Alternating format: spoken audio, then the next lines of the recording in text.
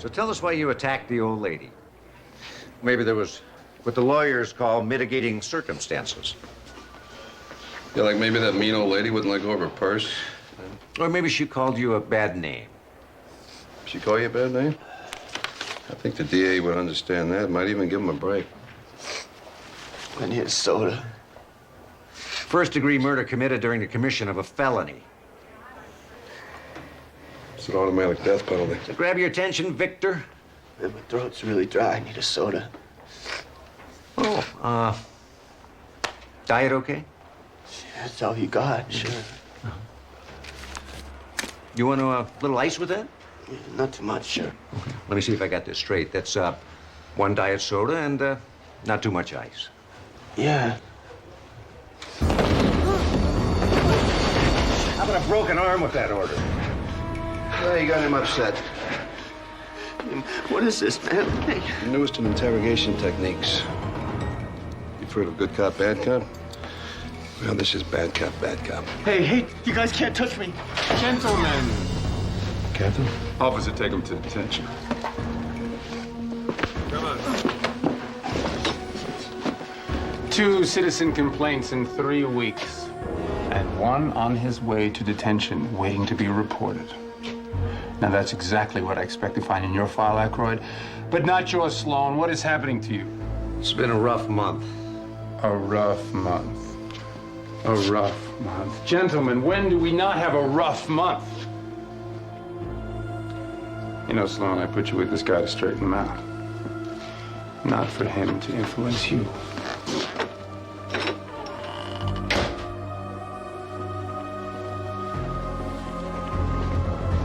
Last time he was on the street, the Kennedys ran D.C. He doesn't know what we're up against. He doesn't give a damn either.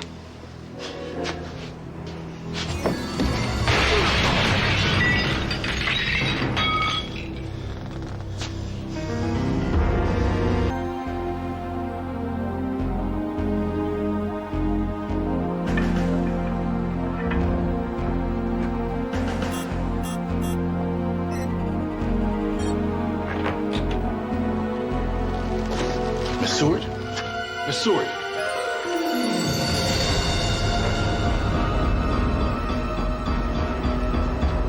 Is she dead? Yeah. Did you see anything? I just came on duty. You stay here and secure the area. I'll call the police. All right.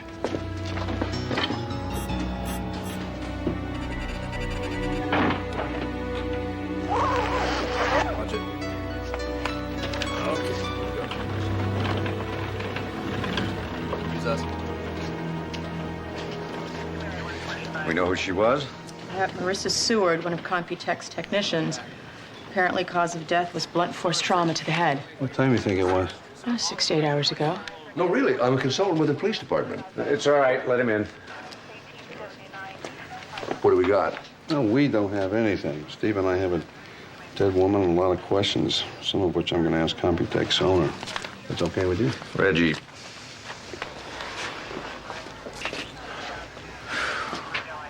How did Steve end up with a guy like that? Oh, Reggie, Steve's old training officer. He's been having a little problem lately, and the department asked Steve to try to get him back on track. Nice assignment. Mr. Carver, I tell you sure got a lot of high-tech stuff in this room. What exactly do you people do in here?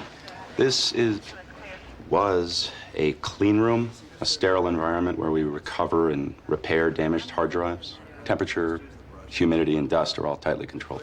Even the smallest particle can destroy sensitive information. Was Marissa Seward doing anything particularly important? Good question. I would never thought to ask that.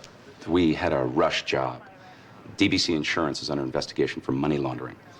So when the company deliberately crashed their hard drives, the Justice Department hired us to resurrect the information. Where are the DBC discs? Still on Marissa's workbench. Tell me about your security system. Well, for entry and exit, a right thumb must be placed on the scanner, which checks both print and pulse. What happens if one of your employees has a gun put to his head? Nothing.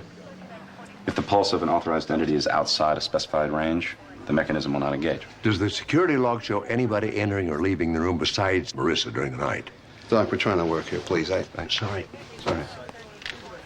Did anybody enter after Marissa, Seward? No. And the door wasn't opened again? No, not until Carl came in this morning. He's the guard that found the body? Yes, Carl Jackson. He was doing his final checks before going off duty. Warren Decker was the second man on the scene. He was Carl's relief officer. You know, this is a magnetic screwdriver. That's odd. Screwdriver's magnetized, Doc. We know that. Thank Well, you. you don't want to have a magnetic anything around a computer. Anything magnetic will wipe the hard drives clean. Did you find the magnet? Not yet. Doc, I really think we've got the situation handled here. Well, I'm just trying to help. I know. But when we need your help, we'll ask for it, okay? That's enough, Reggie. Just back off. I don't know. Unless you've got any more questions for Carver, I think we're done here.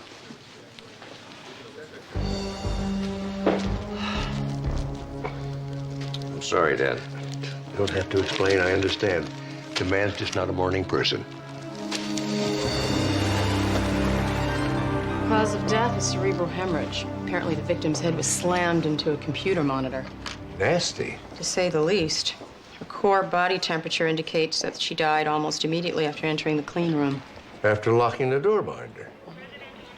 Excuse me. I'm just a little confused. I thought we'd already established the fact that Sloan and I are running this case. Oh, and Amanda and I were discussing... Aren't you supposed to be treating patients, or do you have a cop doing that for you? What's the autopsy show? Cerebral hemorrhage occurring shortly after the victim entered the clean room, Detective. Anything else, Amanda? Yes, stomach contents for shrimp, pasta, tomatoes, things of that nature she apparently had for dinner. Here's an interesting thing here. Dead mosquito in those clothes. And it looks like it's full of blood, too. Don't you have some vaccines to give, Doc? You can drop the attitude, Reggie. We're all on the same team. Don't you know they can hear you out in the hallway?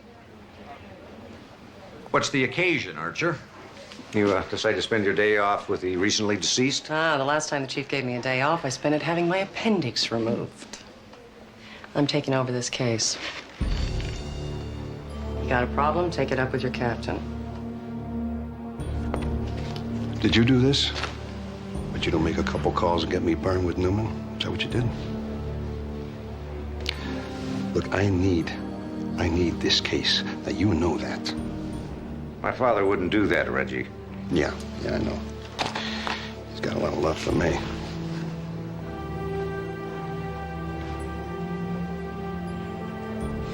Now that we have that settled, how about filling me in on the headlines, Dr. Bentley? Sure, why not? For the third time, the victim died of cerebral hemorrhage. Her head was smashed into a computer monitor. I don't know why I always have to be the rape bait. You know, next time one of you guys can wear a wig and a Dolly Parton bra. This is ridiculous. What's that? We didn't have to babysit you. I wouldn't have been pulled off a murder investigation for a routine rape stakeout.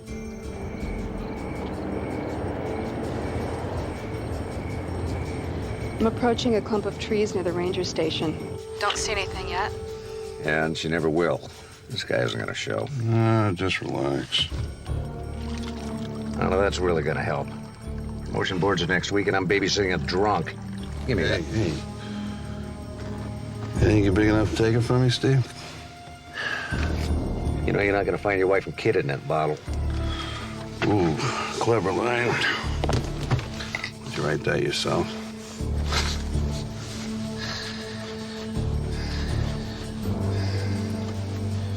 You have no idea what it's like to have your family walk out on you and disappear. You know you're not the first cop whose spouse dumped him, Reggie.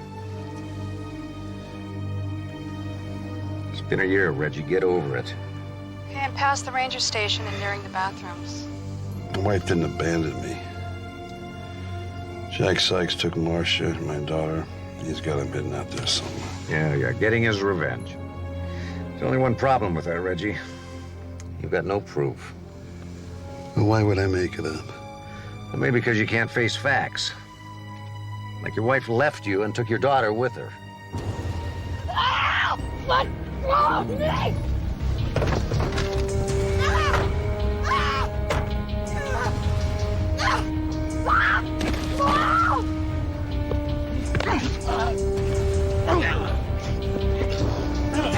You all right? Yeah. Call for backup. Officers need assistance. All units in now. Hold it!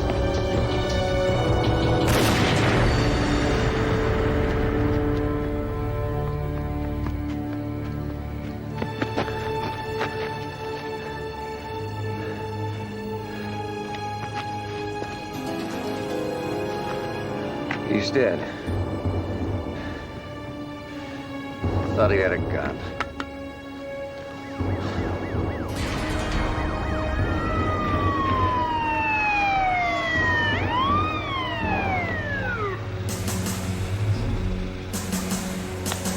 What are you doing?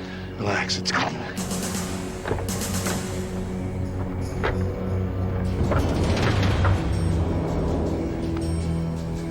This way! Suspect's down. What happened? They have a gun. Steve had to shoot. I didn't have any choice.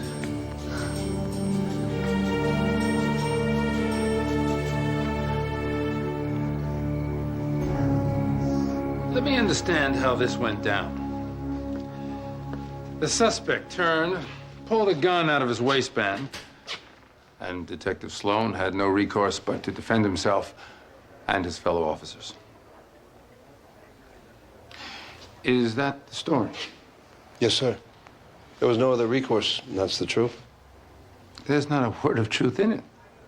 If I wanted fiction, I would go to the library.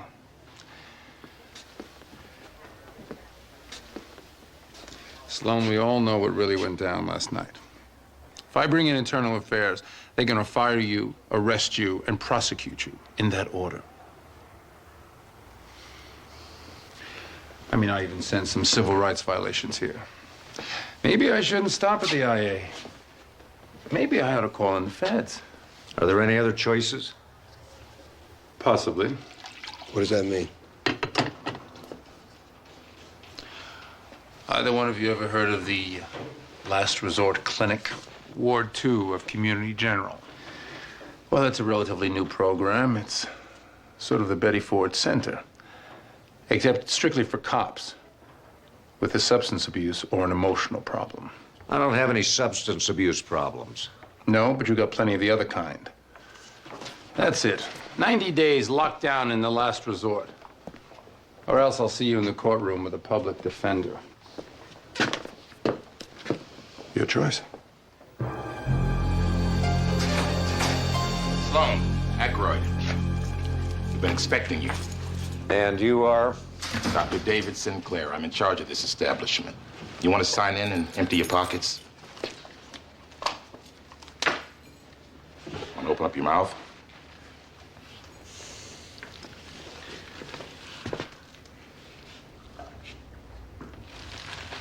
Never know what you're going to find.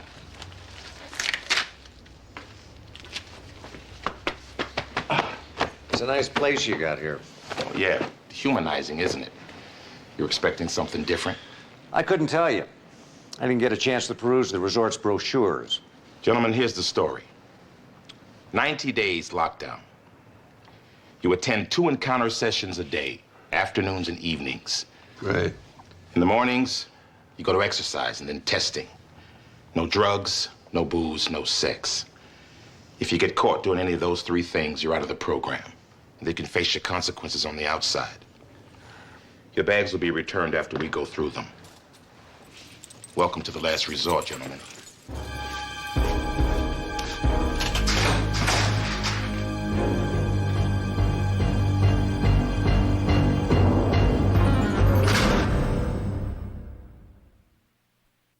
Hang out will all happen that way.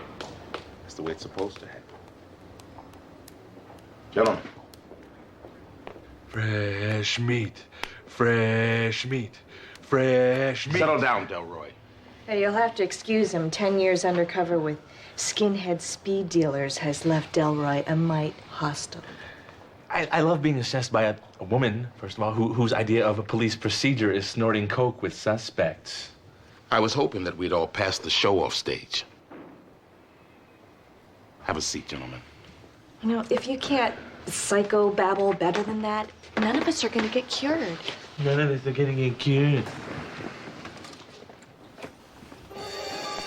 Dad, what are you doing here? Dr. Sinclair asked me to come. I tell you, Steve is the last guy I'd expect to end up in Ward 2. Yeah, but Jesse, it's not something that just happened overnight. I'm sure it's been building over time. Yeah, but we should have seen the signs, you know? I mean, we're his best friends. Steve keeps everything inside. He's the one person I know that's been through so much and doesn't show it. We still should have seen it coming. Maybe it's because of the way we feel about Steve that we blinded ourselves to his problems. Well, whatever was going on, I'm sure he had no choice but to shoot that guy in the park. You do believe that, don't you? You paged me?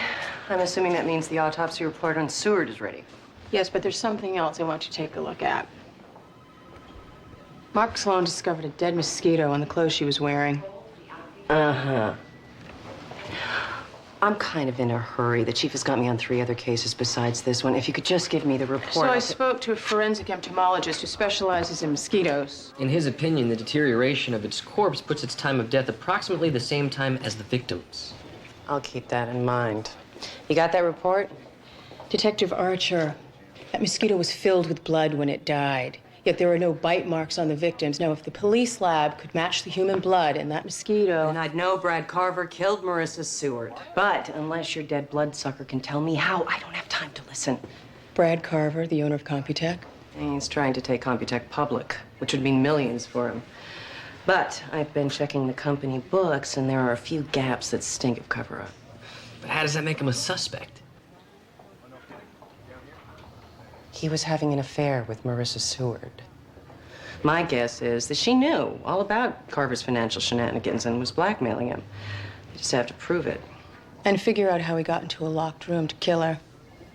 Details. I still think Amanda's onto something with the mosquito. And I promise to keep that in mind. Now, how about coughing up that report? Blood from a mosquito? Doesn't anybody believe in evidence anymore? I do. About 6 years ago, Jack Sykes and his brother, they were hitting these stop and rob convenience stores. And one night I was staking one out when they hit. Both of them went down shooting. I wounded Jack and I killed his brother. What happened after Sykes was released from prison? He showed up at my daughter's school. Marcia, my wife, she went down one day to pick Abby up, and Sykes was standing there holding my daughter's hand. How did you feel? I wanted to rip his heart out. But there's nothing I could do. Why not? He hadn't really crossed legal lines. I wanted to take a bath to him, but if I did that, I would have gone to prison. That's exactly what he wanted. I take it your wife and daughter didn't react well. No, Abby was a kid. She's young. She didn't understand what was going on. Marcia was a mess. We had a few problems here and there, but nothing we really couldn't work out. Bud Sykes, he made everything worse. He kept up the pressure. And he told me that he was going to take Abby and Marcia away from me. And I didn't believe him. You see, I thought I could protect them. And one day they were gone. Couldn't they have left of their own accord? I mean, let's be honest. You weren't exactly the perfect husband. But I was a good cop. And I would have found them. Oh. Maybe she's better at running away than you thought. Can't stay angry forever. You just gotta let some things go, you know? My daughter was only 8.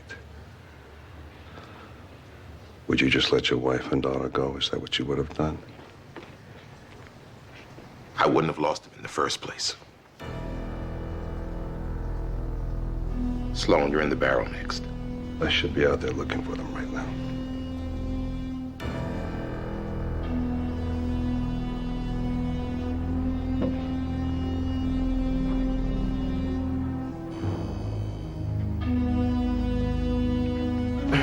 Now, this won't take long. Really? I've got nothing to say. So then why are you here? You tell me. You resent your father being here in the group? No. Well, then why were you so upset when you first saw him here? I wasn't upset. Just surprised. Aren't you a little embarrassed that your father has to see you here in the group? Well, he shouldn't be. He has nothing to be embarrassed about. I'm very proud of him. Even after he murdered a man in cold blood? He didn't murder anyone. The shooting was justified. You know your son so well. You two have such a strong relationship built on mutual trust that you have no doubts. None at all. Steve and I never have held anything back from each other. How about it, Steve? You want to say something? Want to tell your dad about some of the stuff that you're holding back that he doesn't know about? Come on, Steve, I'm here for you.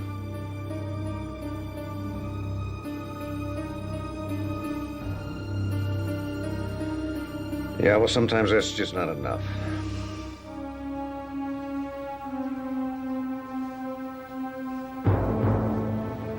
Shouldn't have held back from your father like that.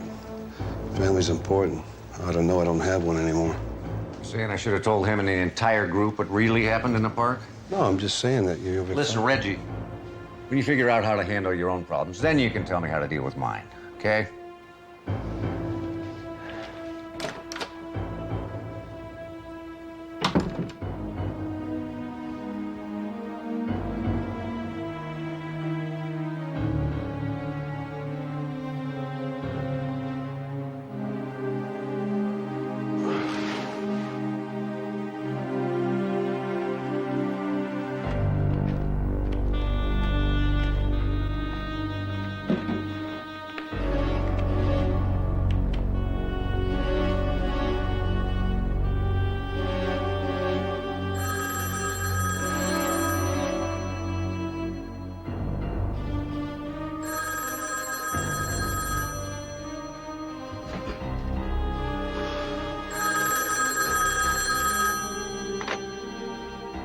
Yeah.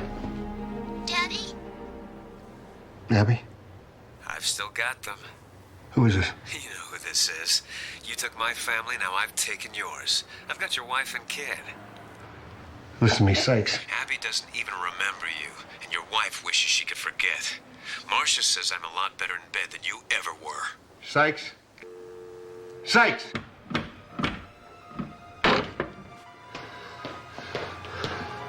That was him on the phone. He's got Marcia and Abby. I heard Abby's voice. On this phone? You see any others? That's not possible. Why not? There's no dial tone. This phone's been dead for over a month. Talk to him on this thing. He did. I heard it ring. I'm not imagining it. What's going on here, Steve? Well, that's not too complicated. Somebody tried to call Reggie. On a dead phone? You don't have to take my word for it. As a matter of fact, you don't have to be here at all.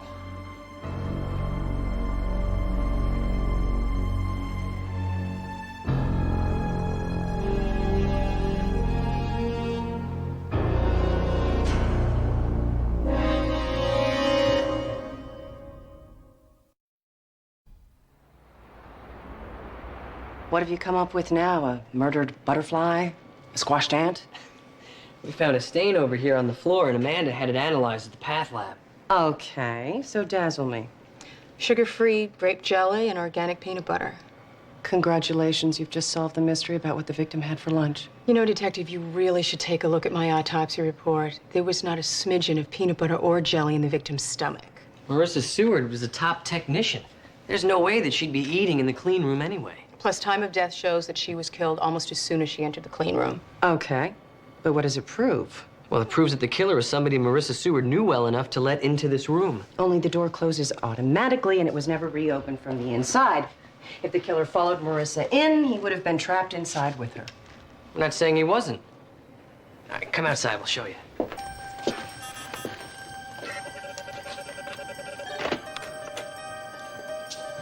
All right. Amanda, you be Marissa, I'll be the killer. Detective Archer, since they already have your thumbprint registered at security, you open the door, we'll go inside. Once the door has closed, open it again, go directly to the body, just like the security guard did, okay? Okay.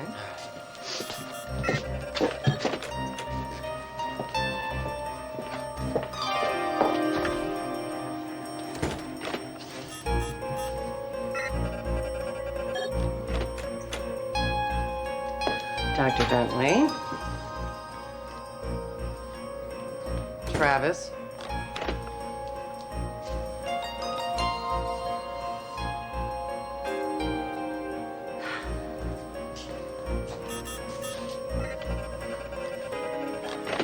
Okay, I get it, Hotshot. You were behind the door when it opened. It's just like the security guard. You went straight to the body, and I slipped out the door before it closed behind you. There's no way the killer could have gotten out before Carl opened the door without leaving his thumbprint on the security log. And he couldn't have dragged the victim over here to use her thumbprint because of the security's pulse detector. Would have detected she was dead. He had to wait for a live person. But what about the peanut butter and jelly stains? Well, he knew it was going to be a long wait, so he brought along a little bite to eat. That's why the mosquito is so important. Why did I know this was coming? Marissa Seward's blood type was type A. The blood I recovered from the mosquito was type O. And the purifier here eliminates all the dust and the flying insects. So the mosquito entered with the killer and Marissa. It then bit the killer, and then before being crushed, landed on Marissa's clothing. Detective Archer, we're not trying to tell you how to do your job, but you might consider looking into Computex personnel files for the employee blood types. It might narrow down your suspect list. It could still be Brad Carver. He had no alibi the night of the murder. His wife was out of town. He claims he was home alone. Like I said, you might want to look into the personnel files for the employee blood types. Let me at least think. I'm still in charge of this investigation. I just had no idea how much difficulties he was having. You figured that your kid was fixing toilets for a living. Hey, Sinclair, educate the guy. Trot out the suicide and divorce statistics for cops. That's not necessary, is it, Dr. Sloan? No, I know how hard Steve's job is. But what I didn't know that he didn't feel like talking to me about it. You're not the problem here, Dad. Well, then what is the problem? That shooting in the park, did something happen? See, a man died. That's what happened. Well, it was self-defense. I mean, you had no choice. It was self-defense. It was self-defense. Jeez, I don't know. I was there. You want to be in the hot seat, Aykroyd? If not, this is Steve's turn. What the hell are we all doing sitting here? Good God, if you want an audience, sell tickets. I'd rather be outside looking for my wife and kid. You know something, Doc? You're pathetic. You're so damn desperate to talk to somebody. Would you talk to me? You got some advice for me? Go ahead. No advice, Reggie. Just some truth. If your wife is with Sykes because she wants to be. You watch your mouth or I'll shut it for you. Okay? Is that the way you talk to your wife when she said something you didn't like? You leave my wife out of it. Well, I mean, your wife is the whole point here, isn't she? Where were you when Sykes was talking to your family? I was involved in a police investigation. All right. Well, you could have had time off for that. But you were on duty. Now, how do you think your wife felt about that? A criminal stalking the family? You think something else is more important? You're not a cop. You wouldn't understand. Your marriage was already shaky long before Sykes, wasn't it, Reggie? You know, maybe he was just what your wife needed. Somebody, anybody else to give her a little attention. And what a perfect way to get back at you. You don't want to go there.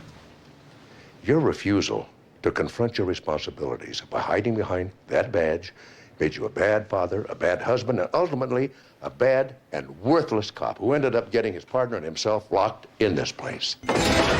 Ready. Take it easy. All right. I got it. All right. Break, Reggie.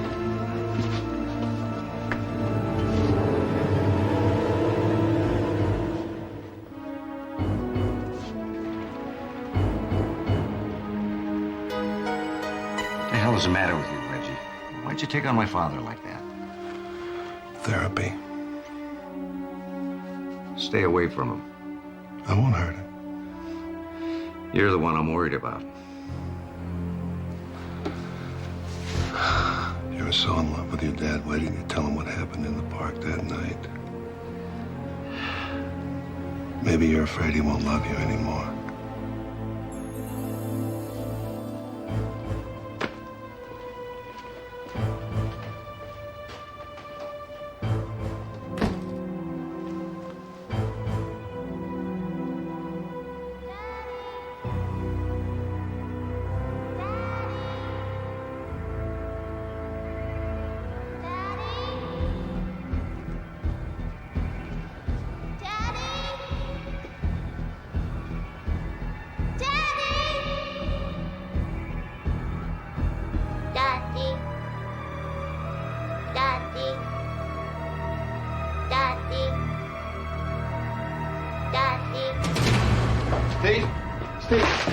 Steve, come here.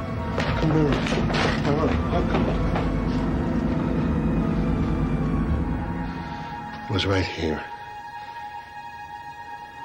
It's right here. It talked to me. What did? It's right here. The doll, Abby's doll. It's like the one in the picture right here. It was right here, and it talked to me. I saw it. Reggie, there's no doll. It's all in your head. Sykes doesn't have your wife and daughter. They left you, plain and simple. Accept it and get over it. Phone call. What about the phone call? Now you heard the phone call. Reggie, I backed you up because I'm your partner. I didn't hear anything, and neither did you. It was all in your imagination. Steve, you gotta help me get out of here. Please, you gotta help me find Sykes and my family, please. Please. Reggie, I don't even know if Sykes has your family.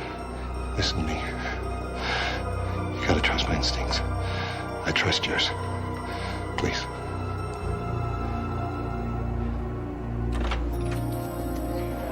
What's wrong, Mark? The sessions haven't been going as well as I'd hoped. Well, maybe he needs a little more time. Steve, I mean. Which was that simple. No kidding. Ever since that night at the park, he's just shut everybody out. He sure has, and quite frankly, that scares me. Well, at least you don't have to worry about the Computech case anymore. We figured out who murdered Marissa Seward. Really? The blood you found in that mosquito has a different blood type than the victim's. And we also found a grape jelly stain on the floor of the clean room. Which helped us uncover how the killer got in and out of it. Uh-huh. Now, Tanis Archer's really stepped up to the plate. She searched through the Computech personnel files for employees' blood types. 5 of them had the same type that was found in the mosquito. One of them was Warren Decker. Decker? Who's Decker? He was the second guard to the scene. Archer checked him out and discovered that he has a brother who works for DBC Insurance. That's the company whose hard drives Marissa Seward was working to resurrect. Sounds like you've got it pretty well wrapped up. Well, not quite. We still need a way to prove that it was Decker. We thought maybe you'd have an idea or two. Jesse, I'm fresh out. What do you mean? I don't want anything to do with police work right now. You know, all I can think about Steve. If I'd just given him a little more attention. But I was busy playing detective out finding magnetized screwdrivers. I gotta get back to Ward 2. See you later. He did it again. Screwdrivers. A magnetized screwdriver.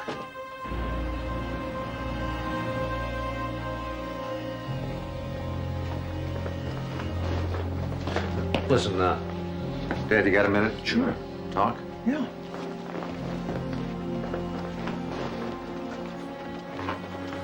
These, sessions, they got pretty rough, huh? Yeah. But you know, they might do some good if we can just start talking. I guess I said a few things that, you know... Gagnon. What? His feet. It's easy, Reggie.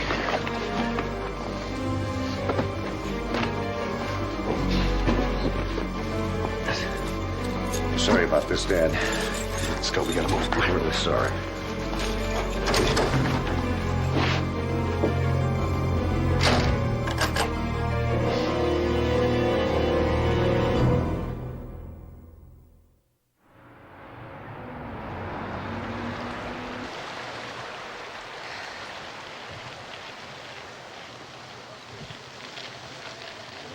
Hi. How's it going? Fine. A perfect day, huh? You're lucky your company has a patio like this. Take your breaks out in the open air, maybe get a little tan. Do I know you? Yeah, I'm Dr. Jesse Travis. You remember? I'm consulting with the police on Marissa Seward's murder. I hope you find the guy that killed her, man. She was a good lady. Peanut butter and grape jelly. That has got to be my all-time favorite sandwich. This is tuna. Do you want half? Oh, no. Thanks. Is that a mosquito bite? Oh, I hadn't noticed. You want half of that, maybe? I hate mosquitoes, but unfortunately, they love me. You know, if there's one within 100 miles from here, it finds me. And that bite just itches for days. They don't bother me. Did you know that police labs can actually recover blood from a mosquito? Yeah? Yeah. Like you're type O, right? If a mosquito bit you, the police lab would be able to get type O blood from its sac. How do you know I'm type O? Because I'm type O. I mean, you can always recognize somebody with the same blood type. It's what's a little trick they teach in medical school. Is that right? Well, that must have been pretty horrible finding Marissa Seward dead. Pretty ugly. Never thought I'd be dealing with dead bodies working at a computer company, you know? You know, it's a funny coincidence, though. What? Well, that Marissa Seward was working on the trashed hard drives from DBC Insurance. I don't follow. Well, your brother, he's a VP at DBC Insurance. I mean, he'd be in a lot of trouble if Marissa recovered the information from those drives. My brother and I don't talk. I'm a major disappointment to him. I know what that's like. My father and I were estranged for years, but then I was able to do something for him. Now we get along. Maybe it's like that with you and your brother. Not a chance, man. When I tell you, my father is a real clever guy. He would have figured out a way to wipe those drives clean without even thinking about it. And probably would have used a magnet, although it would have to be a high-powered one. Now, that would be pretty tough, smuggling it into the clean room. I mean, you couldn't just walk around with a big old magnet in a computer lab. People would have a fit. I guess so, yeah. Although I guess you could smuggle it in a lunch bucket. There would have to be a plastic one, because if it were a metal one, like yours, it would become magnetized. Like that.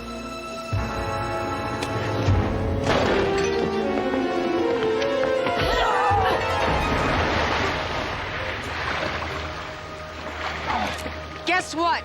You're still a disappointment to your brother.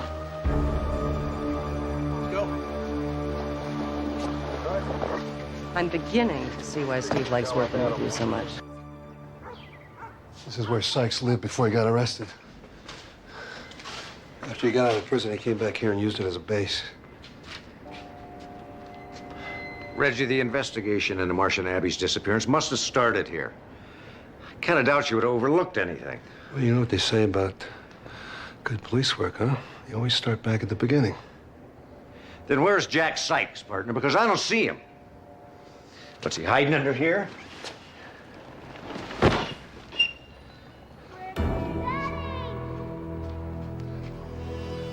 They're here. Come on. Reggie. Hear that? Did you hear that? What is Sykes hiding your family in here, Reggie? What, has he got him in here? Hear that? Did you hear that? They're not here, Reggie. Don't you hear that? Hear that? Listen. What did I listen to you for? You know, I betrayed my father for nothing. What are you, deaf? Can't you hear that? I don't hear anything, Reggie. Wait. Listen. Just listen.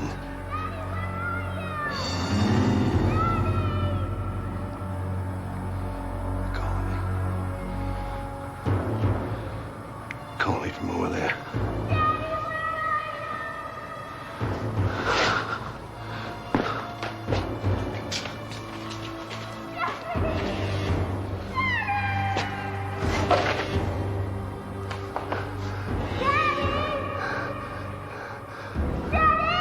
Call me.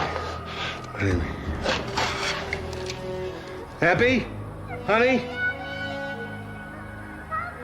Did you hear that?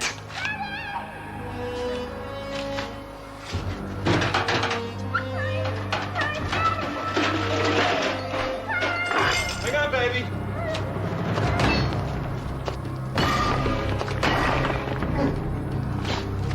Hang on, honey. 1 second.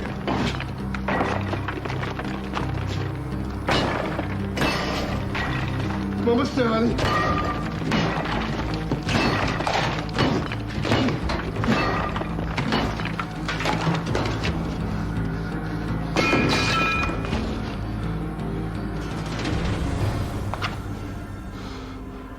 I told you I'd come back, honey.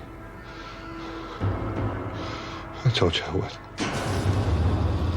You're safe now. Both of you safe.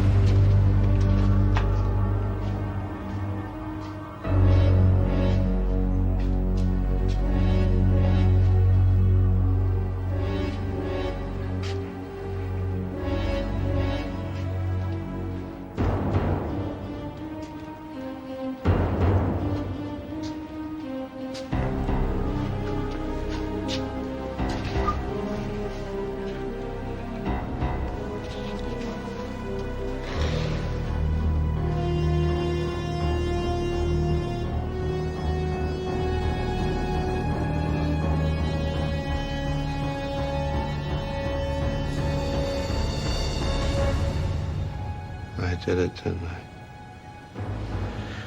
We always thought you did, Reggie. But there was no evidence. We had to set you up, Reggie. Let's take out the shooting, your sessions with Captain Newman all staged for your benefit. We even had to fool our closest friends. You're a cop? Playing the part. Even the man Steve pretended to shoot. You made it hard for us, Reggie. Pretty sharp guy. Everything had to be realistic. Clinic's phony. Phone calls are all phony. Well, the clinic exists. But our section of Ward 2, that was just for us. The call we faked. We had to find a way to make you remember. Get your subconscious to let go. She realized you blocked it all out from grief and guilt.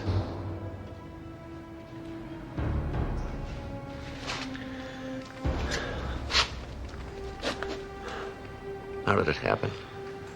Got them in bed together, Steve.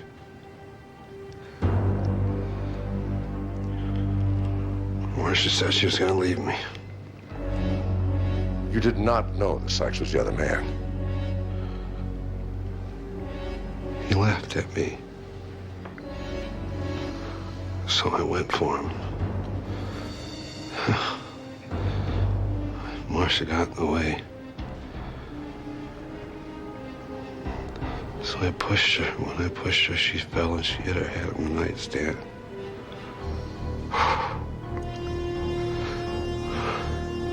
Sykes pulled out a gun. We fought for it. And Abby ran into the room. And the gun went off and he killed her. Killed my baby. So I shot him, Stevie. And I shot him, and I shot him, and I shot him.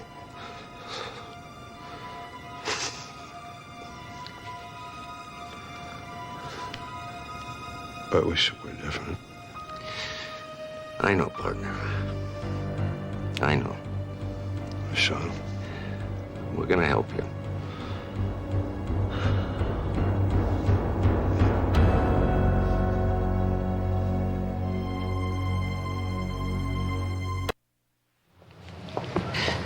But Paul, you just got back this morning. You might as well have stayed in St. Louis. I promise I'll be back by Friday. Then we'll celebrate. Steaks at Jay's? Make a chicken soup at home. The stomach flu still hanging on? And on and on. I've been popping antacids all day.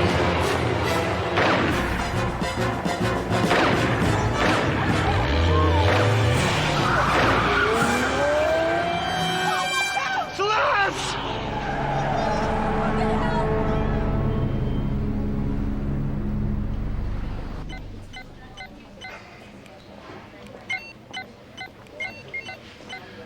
Try again, Dr. Travis. And remember, your mouse is your friend.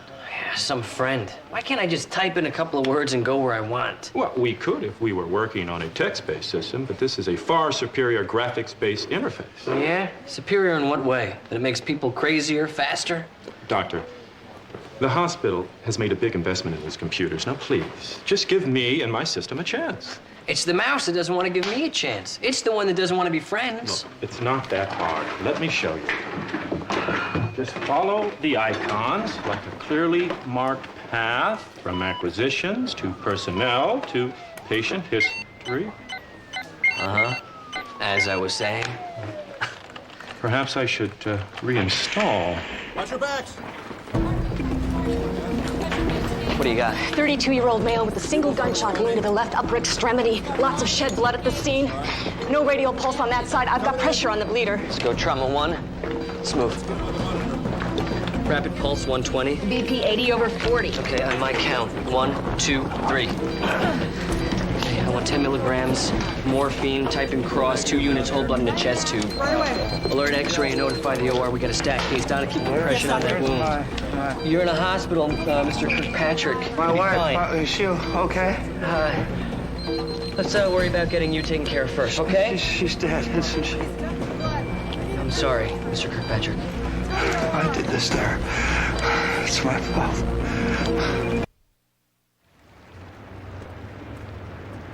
By all accounts, everybody loves Celeste Kirkpatrick. Including her husband? Apparently so. Everybody also says they had the perfect marriage.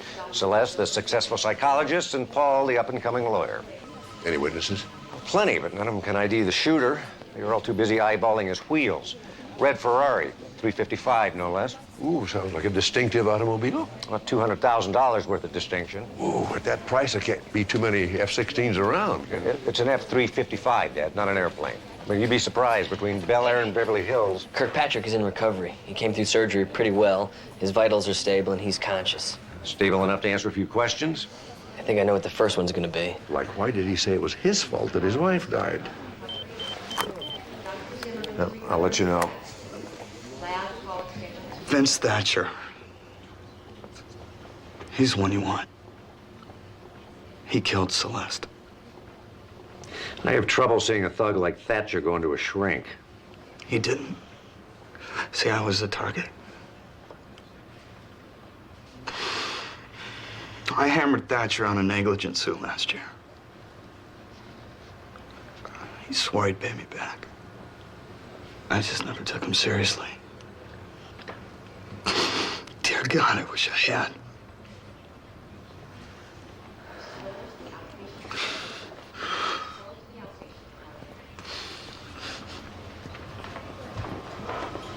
I take it this Thatcher guy is not exactly your average citizen. Oh, I'd rate him higher than average in his propensity for violence, especially when it comes to someone who's wronged him. Well, then he'd have no problem arranging a drive-by shooting. Well, Thatcher'd have no problem doing it himself. He also owns a company that imports high-end exotic cars.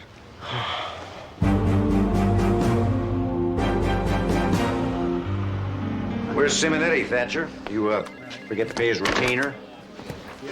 Innocent people don't need lawyers, Lieutenant. Well, Paul Kirkpatrick says that you killed his wife this morning. I've never even met the woman, but I'm overcome with grief.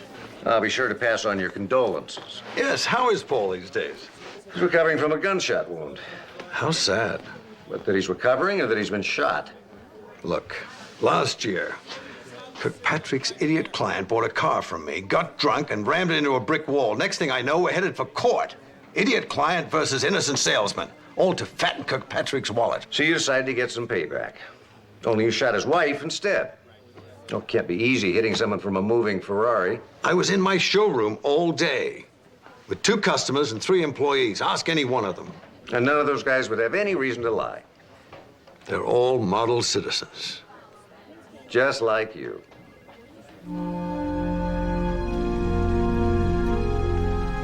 All right, let's run a Curly to determine his age and get cross-sections on his left and right femur and humerus, okay? Thank you. Hey, so you got a prelim on Celeste Kirkpatrick? Yep, it's not gonna make you very happy. I was hoping for something that would make the killer unhappy. Which one? Which one what? Which killer? Apparently, someone tried to murder Celeste 2 days before she was shot. All right, now I'm totally confused. All right, there were anomalies in the stomach contents and the condition of the lower intestine, so I ordered a full tox panel. Traces of Actea rubra? Mm-hmm. Baneberry. It's a native plant. It contains a digitalis-like poison. And Celeste consumed it no more than 48 hours before she was shot. So someone baked her a baneberry pie? Now, that's if they wanted to do it the hard way. I think it was probably dried and ground up. Very concentrated. A small amount would suffice. Well, small enough to put in a medicine capsule? Only she wasn't on meds. I think that somebody slipped it into something that she was drinking. Juice, coffee, tea, something. But not enough to kill her. Oh, no, it was a lethal amount. Except that Celeste also digested a demulcent, possibly a large amount of dairy products. And the dairy neutralized the baneberry. Exactly. She was probably pretty sick and passed it off as the stomach flu or food poisoning. I told you there wasn't much here to make you feel happy. Why? Just because we may be looking for 2 killers with the same target? Or one.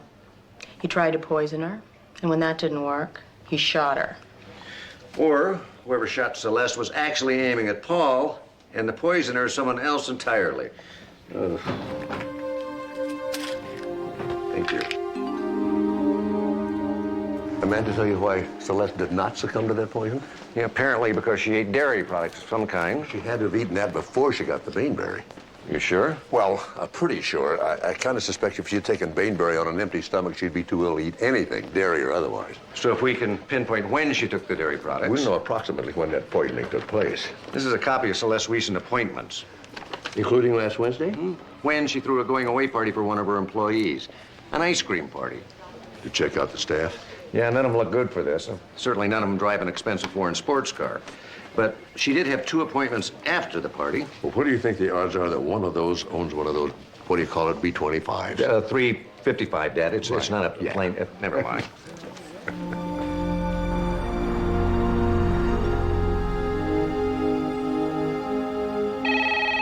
Owens Investments, please hold. Miss Cook, can you verify that your employer leases... Owens Investments, please hold. Yes. Does your employer lease a Ferrari? An F-355, red, gorgeous car. Owens Investments, please hold. Can you also verify that he had an appointment last Wednesday with... Owens Investments, please hold. With Celeste Kirkpatrick? Century City, 3 p.m., no sale. He hardly ever makes cold calls like that. Thank you so much for your help, but maybe it's time I talk to your boss directly. Mr. Owen, this is Detective Sloan.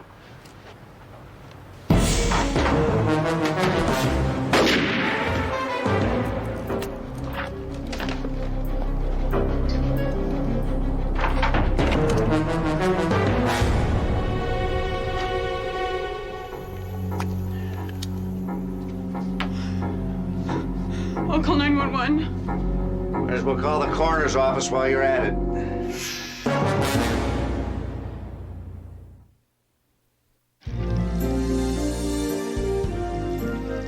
You know, I've been driving by this place for years. I've never been inside. Not like you have.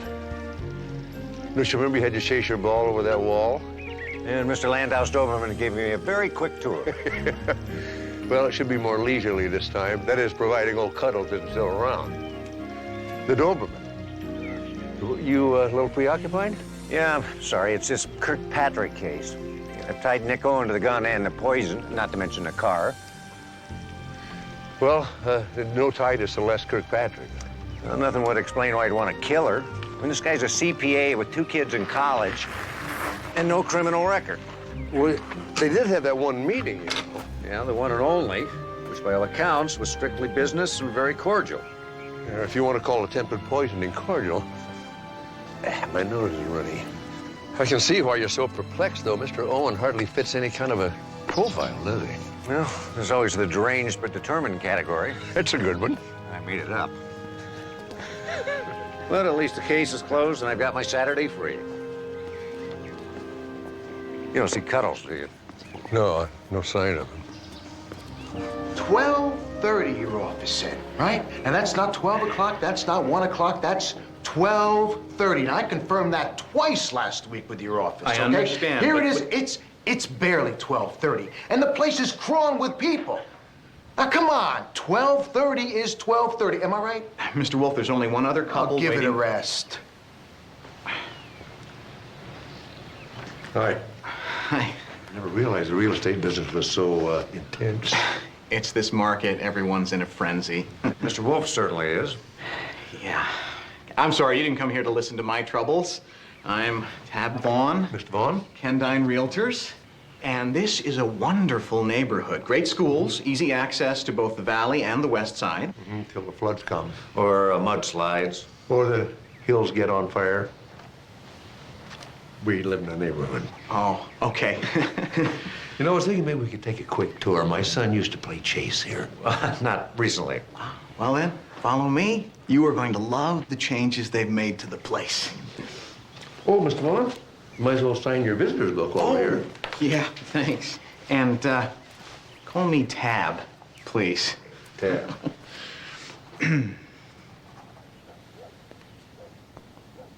Look at the size of this room. You could cook a banquet in here and have room left over. No, thanks. I cooked 2 last Sunday. 2 banquets in one day? My first and my last. Don't let him kid you. He's got a great little barbecue business going. Look at this tile. Oh, it's nice. If you like Formica, that is. Formica? Oh, and these windows.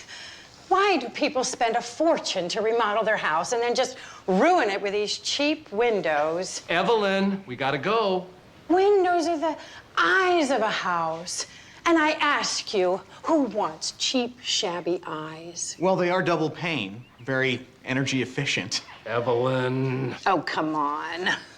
I can't wait to hear your excuse for the atrocities in the living room. Look at these exposed wood beams. Well, that's like a feast for a colony of termites. You want to go see some atrocities? I'd love to. Look at these beautiful hand-carved doors. Oh, boy, you don't see that much anymore. Oh, my God! What is that? What, a heart attack? No, murder. I'm Lieutenant Steve Sloan, LAPD. I thought you said you were in the barbecue business. No, that's just a sideline. Homicide is my main thing. Well, one thing I know, this ain't my business. Nobody leaves until I say so. Now, does anybody recognize this man? Mr. Bond? What do we got, Dad? White male, about 45. He looks like he's been bludgeoned, and his rear pocket's turned inside out. Somebody took his wallet? Well, could be. It was a robbery gone wrong. Only the killer left the watch. It's a Boland's worth several $1,000s. Well, maybe someone interrupted the killer. Or maybe he was just plain stupid. What about these stains? Well, other than the blood splatters, they look like coffee, probably ink. Judging from the color of his skin and nails, he hasn't been dead very long, probably less than an hour. You mean it happened while we were touring the house? Possibly. You mean the killer could still be here with us? It could be any one of the prospective buyers in this room. Hey, that lets us out. We're looky-loos. Come on, Evelyn. Sir, you want to put down the bag and the backpack?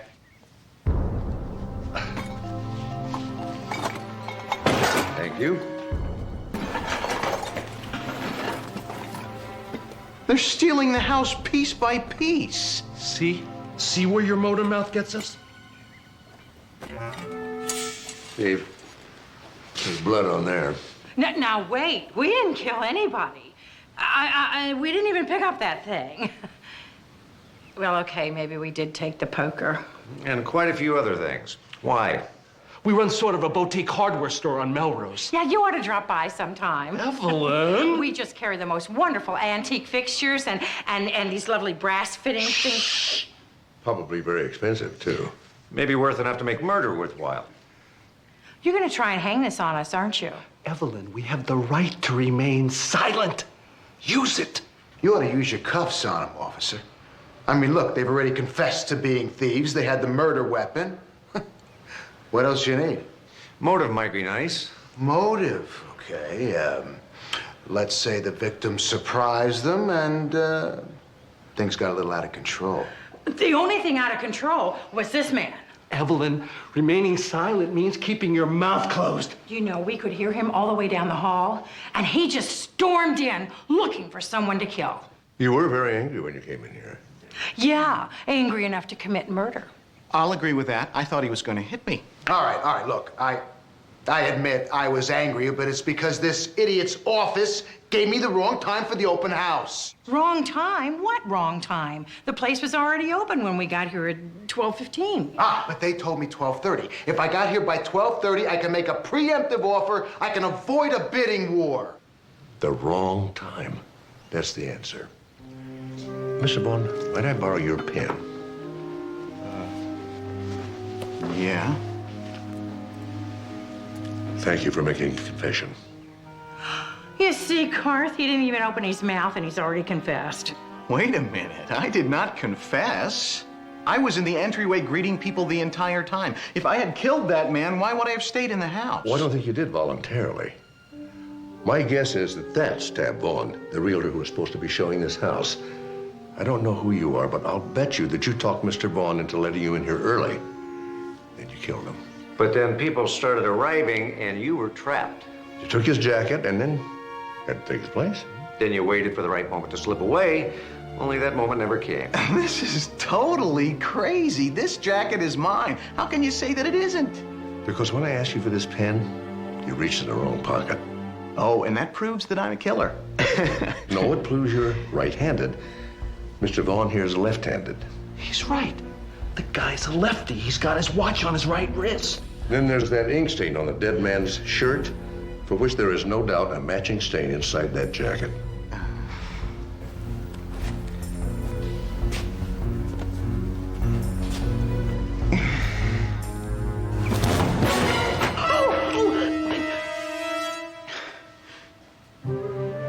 Tab, or whoever you are, I'll see your poker and raise you 144 special.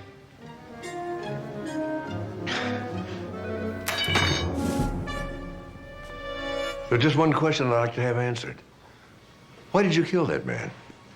I have the right to remain silent. See.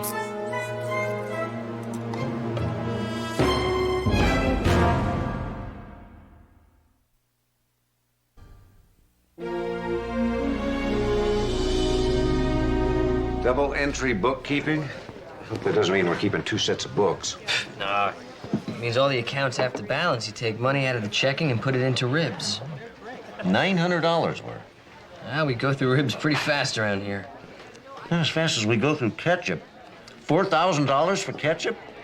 That's $40. Steve, see that? That's a decimal point right there. Well, who can tell? Do you have to write everything like it's a prescription? Why do I take it you're not exactly in the mood to be doing this? Hey, I'm in a great mood.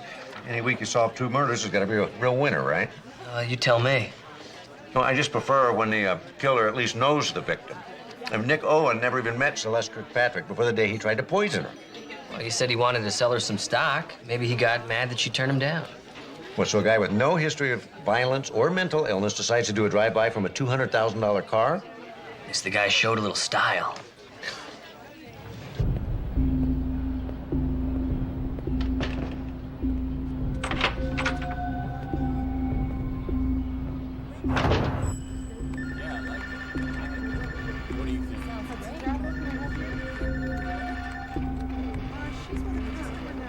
Steve, I'm sorry, but I still don't see the big mystery. I mean, Nick Owen just lost it one day and decided it was time to kill somebody. Anybody. It happens once in a while. But twice in 1 week? What about Richard Frost? He's that guy that walked into the open house in Malibu and killed a realtor he never met. Let me guess, Frost is just an average citizen. He's got a tract house in Arcadia, a wife, 3 kids, and a lawyer that won't let him talk unless it's to plead diminished capacity. On what basis? His pathological hatred of realtors? Well, inoperable brain tumor. Did you verify that? Yeah, Frost was a patient at Community General. Well? Amanda and I were just looking over Nick Owen's autopsy report. He was a patient at Community General. Oh, don't tell me. And he was in the final stages of lymphatic carcinoma.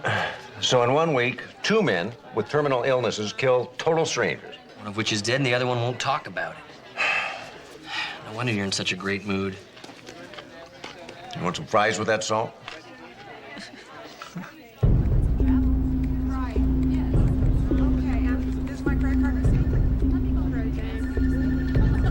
Mr. Hudson, please.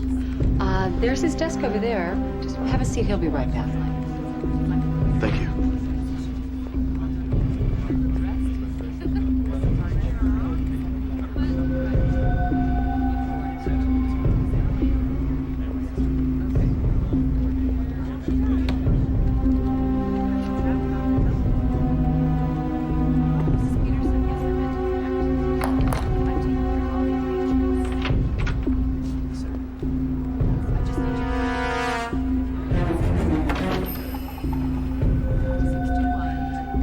Mr. Hudson, Maxwell Hudson. Yes, how may I help you?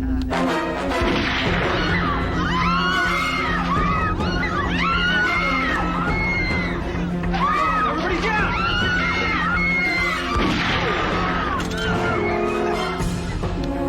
It sounded like it was just down the street.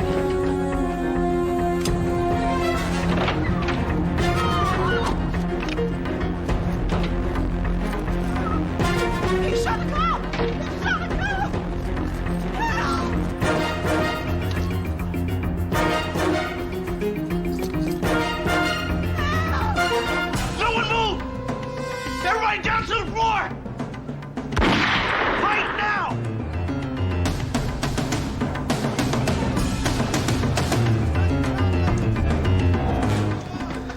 Call 911. Make sure we got paramedics and backup on the way. I'm on it.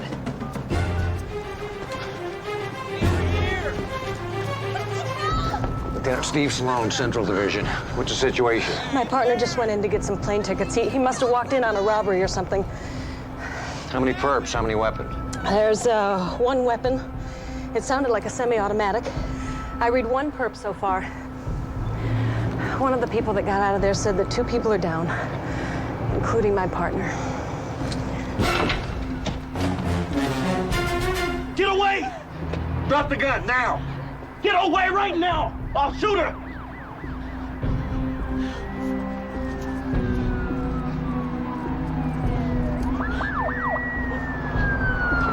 Jesse, go.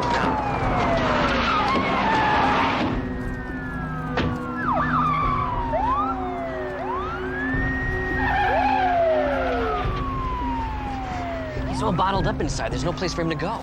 Yeah, the trouble is he probably knows that. Call dispatch, have him send a mobile command post. Will do. Yeah. Keep the heavy firepower out of sight. Keep a low profile. Maybe this guy won't panic.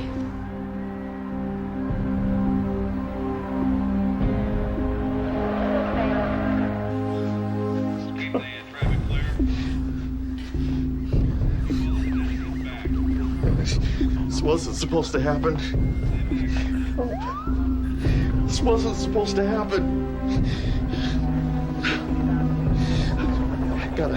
Gotta make a plan. Gotta do something. Gotta plan something.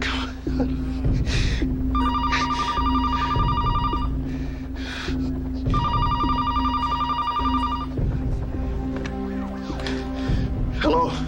This is Lieutenant Steve Sloan. Who am I talking to? The guy with the gun. Still like to know your name? Justin Blair. Let me help you, Justin. Oh, yeah? How about $10 million in a safe passage to Rio? Can you help me with that? I don't think so. Then what good are you?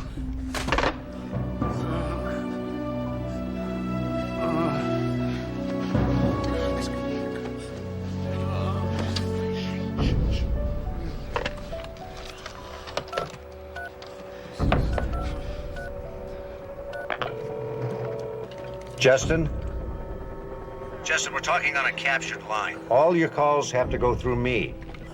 How convenient. Who did you want to talk to? My wife. You want me to call her? Have her come down here? I don't know. Tell me what happened in there, Justin. What went wrong? Everything. Everything went wrong. I didn't want to shoot the cop. When he came through the door, everything just fell apart. Oh, man. I wish I knew what to do. So, I can't think. Oh, my God. Shut up! Everybody, just shut up! Listen to me, Justin. I can help you. I think we already established that you can. Let me take that wounded officer off your hands. That will make things easier for you, won't it? Okay, Lieutenant Sloan. You keep saying you want to help. You come down here and take the cop's place. Justin. Come down here and take the cop's place, or I'll shoot him. I swear I will.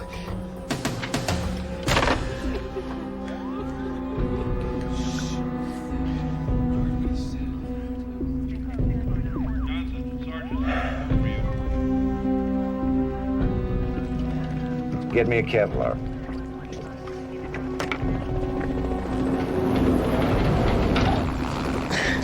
Just do me a favor. Call my dad. Steve. Have him check out Justin Blair. If he comes up with anything, have one of the techs patch him through on the secure line. Steve, I'm no expert, but I don't think trading yourself for a hostage is proper police procedure. Jess, you think I want to do this? I got any time. He's gonna kill that cop. All right, what's to stop him from killing you? Jesse, please, just call my dad.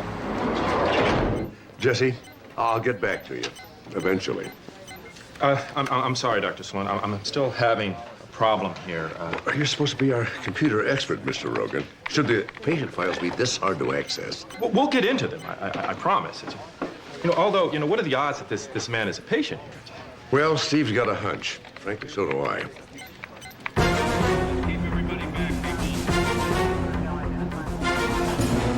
Okay, we've got 4 snipers in place. All they need is a clear shot. Just maneuver them to the front door or a window. Won't come to that. What, are you going to try and save this guy? And the hostages, and your partner. A real hero. Steve? I'm here, Dad. Just like you thought, your Mr. Blair is under treatment here at Community General. Chemotherapy for lung cancer. He's terminal? Steve, this man has nothing to lose. Maybe I can convince him otherwise.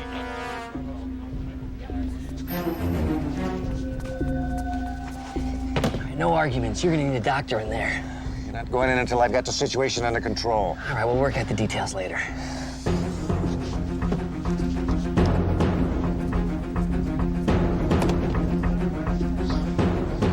Right. When I say so, not a second before.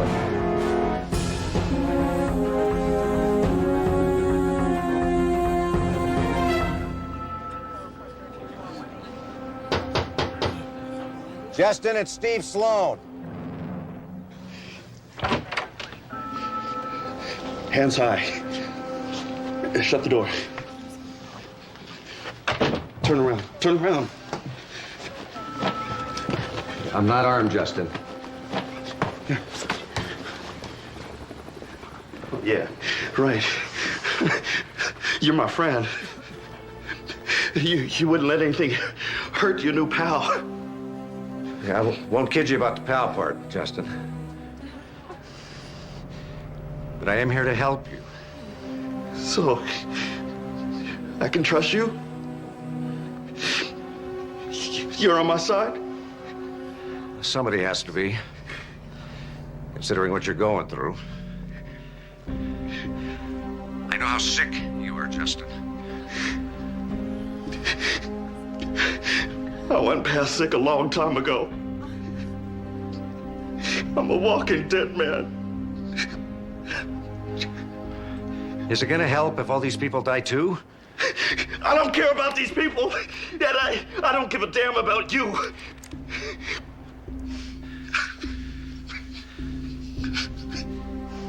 Justin, you and your wife, you have any kids?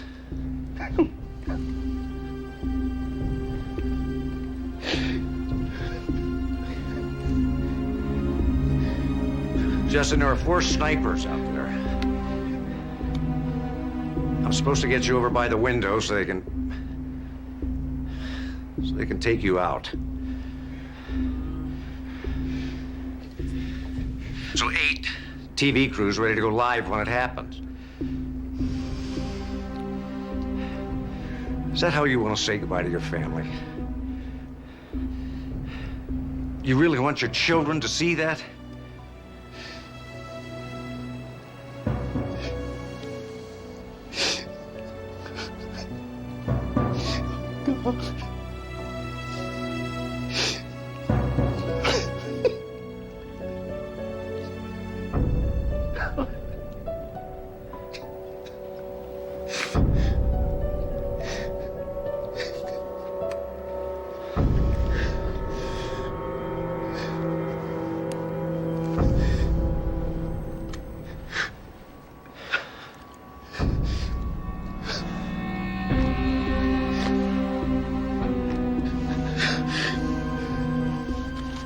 I have control of the weapons. Send in Dr. Travis. Thank God.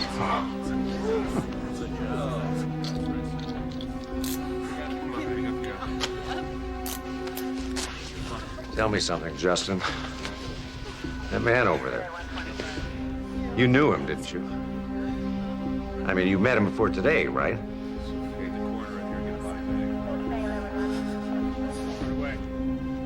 Read him his rights and get him out of here.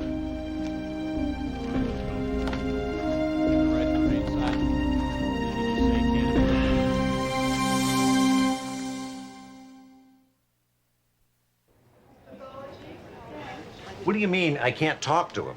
The man's involved in a criminal conspiracy. He's also in a dissociative state. And what does that mean exactly? Well, it means that your Mr. Blair has imploded, psychologically speaking. Which means he's probably not speaking at all, right? He suffered a complete mental breakdown. There's no telling when or if it'll ever pass. Terrific. 3 law-abiding citizens suddenly start committing murders. One takes himself out, another's lawyer won't let him talk, and now this. Well, Steve, at least you caught them. Yeah, but I still don't know why they did what they did. I mean, they were all terminally ill, but none of them are destitute. Yeah, fortunately, they all had insurance benefits. Well, maybe they traded murders. I mean, all 3 were patients here at Community General. Yeah, and each one of them could have been killing someone for one of the others. Yeah, but there's no connection between any of the victims and the killers. All right, what about a cult angle? I mean, what if there's like some bogus messiah who is commanding them to kill? Jesse, sometimes you scare me. Wait a minute, that's not such a bad idea. Well, that's what scares me. Cults and terrorists have an agenda. There's a reason for doing what they're doing. There doesn't seem to be any reason here. Well, then there has to be another connection. There is.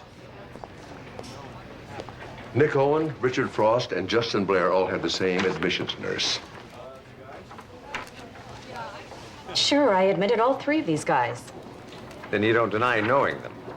I wouldn't deny knowing any of our terminal patients. That's my job. I admit almost all of them. Dallas has special training dealing with terminal patients. Yeah, these people, a lot of the time, they can barely cope. They need somebody to guide them. Right, Doctor? Donna and we apologize for all these questions, but there's been 3 murders already. And there's a chance other people could die if we don't solve them. Well, you're right about one thing. I'm the only one who's had contact with all of them. Donna, this code by their names, I don't recognize that. You know what that means? I'm not sure. Let me try to find out.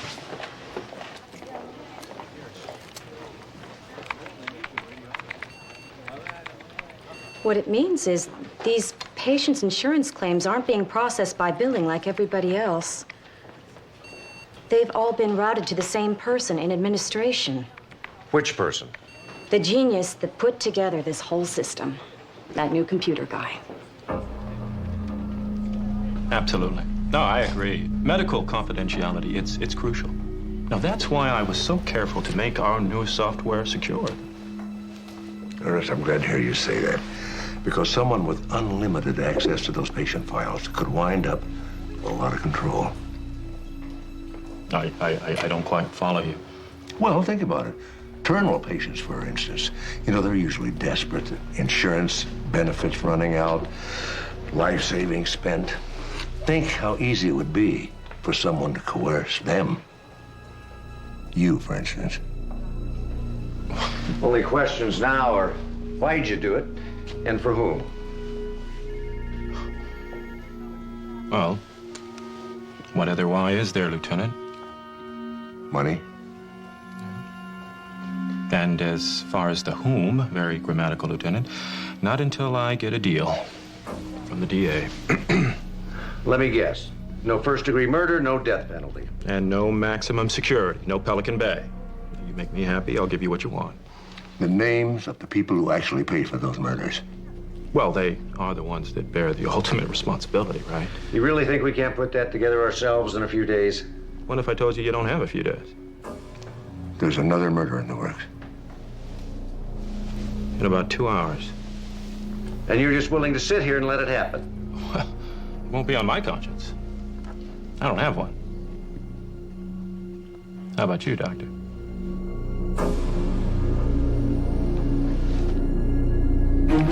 Less than an hour and a half. You know, I hate to say this to you guys, but I think we should have taken Rogan's deal. Even if we wanted to, we can't trust that guy. Jesse is right. It's up to us to uncover the identity of anybody in his hospital that Rogan's recruited. Unfortunately, Rogan has locked all that information up in our new computer. I thought these guys all had insurance. According to this, they've exhausted their benefits. No, that can't be. I checked. They all had full benefits. You know, their original policies have expired, but somehow they're all still covered. By the same company, right? Yeah, Montana Mutual. I never heard of him. That must be a new outfit. Of Rogan. I'm willing to bet you anything that Montana Mutual is his outfit. Rogan paid off his killers with payments routed through a phony insurance company. That's what he did. That should be very easy to find. Aha. What? There are 7 patients in this hospital covered by Montana Mutual. And they're all terminally ill. I assume that list contains our 3 killers. Yeah, and 4 more potential killers. And one of whom is scheduled to commit murder in less than 85 minutes. Question is, which one? Let's check out these others.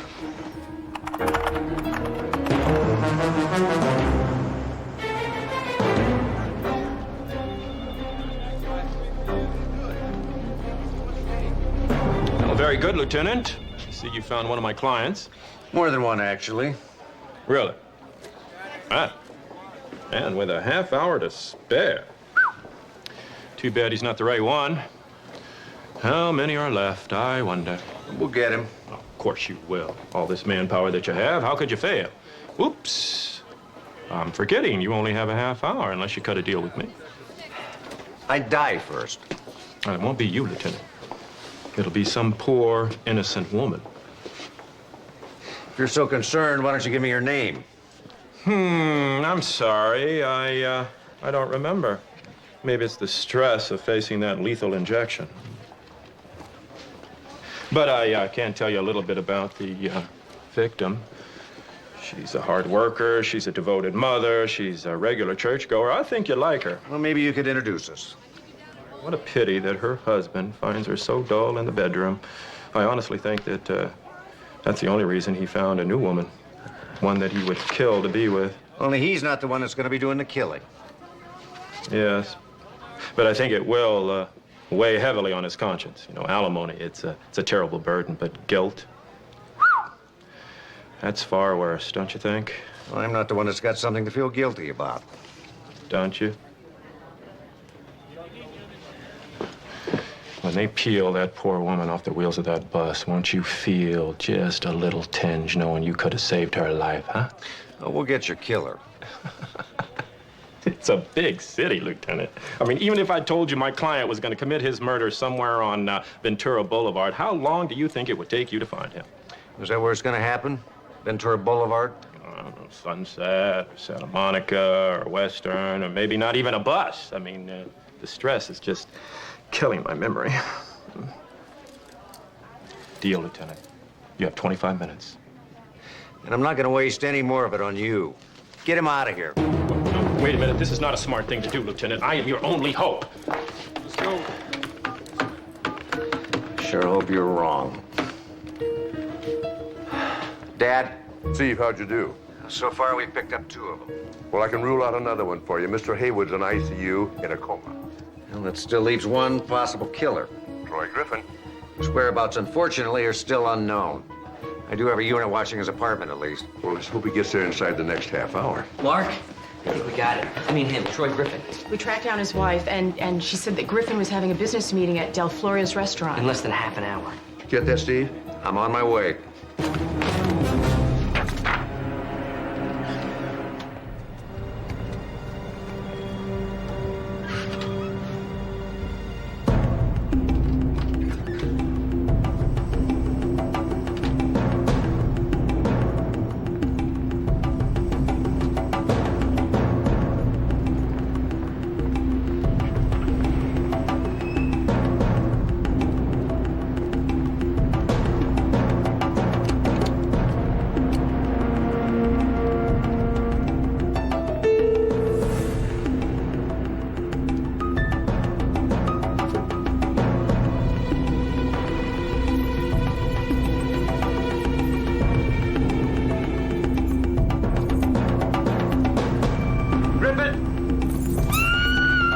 Drop the knife.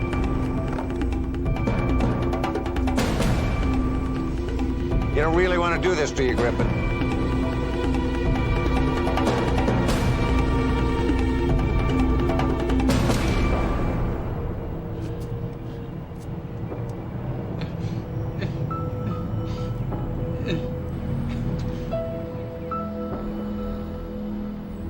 Well, thank you, sir. I appreciate that. Right. Captain Newman says hello. Oh, hope he's in a good mood. Well, he should be. Paul Kirkpatrick just pleaded out. Did he admit to hiring Rogan to arrange his wife's murder? For her life insurance. Turns out poor Paul had some heavy financial problems. You know, he must really be disappointed. He gets shot by his own hitman and ends up in prison. Along with the guy who paid for Tab Vaughn's death. What was his story? He and Vaughn were partners in a bent real estate scheme. When things started falling apart, Vaughn decided to turn state's evidence. So his partner decided he had to go. Along with Maxwell Hudson's partner. Hudson? Yeah, he's the guy that was killed in the travel agency, which turns out to be the front for a big smuggling operation. So his partner wanted the whole operation for himself. Now he's headed for Folsom, along with the rest of Rogan's clients as soon as we catch up with them. You know, this could be a little more involved than we think. It turns out that Rogan has been going from hospital to hospital for years, brokering murders. Without ever getting caught. Well, he's been very careful. One here, a couple there, never enough to attract any attention. Yeah, it's pretty clever, too. Using terminally ill patients that are likely to die before the police can ever track them down. And the sad thing is, he practically pushed them into it with this offer of free medical benefits. And the cash death benefits for the families. You can almost understand why they did it. Ha! Got it. Are you still having trouble with that mouse? Oh, no, not anymore. Not since Mr. Rogan left. Now, the mouse is my friend. I can zip along from patient history to maintenance.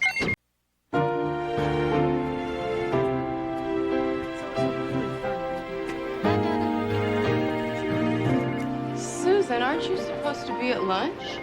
I am. You call that lunch? Until I lose 10 pounds, I also call it breakfast and dinner. Get out of here. You look terrific. All right, dog tired, but a thin dog tired. You know what you need? Liposuction? No, a vacation. There's a long weekend coming up. How about if you and Jesse take that trip to Carmel you've been talking about? Because every time we do, something very, very bad happens. Oh, don't be ridiculous. Susan, tell him. Carmel is one of the most romantic places on earth.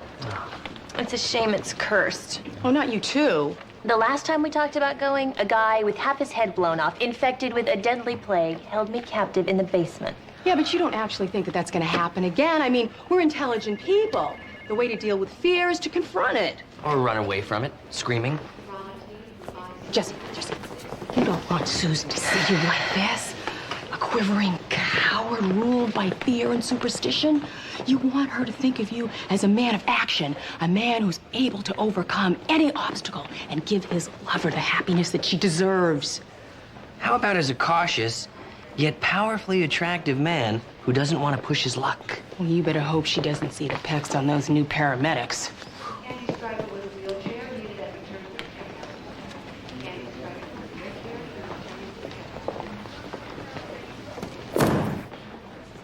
Pack your bags, woman. Going to Carmel.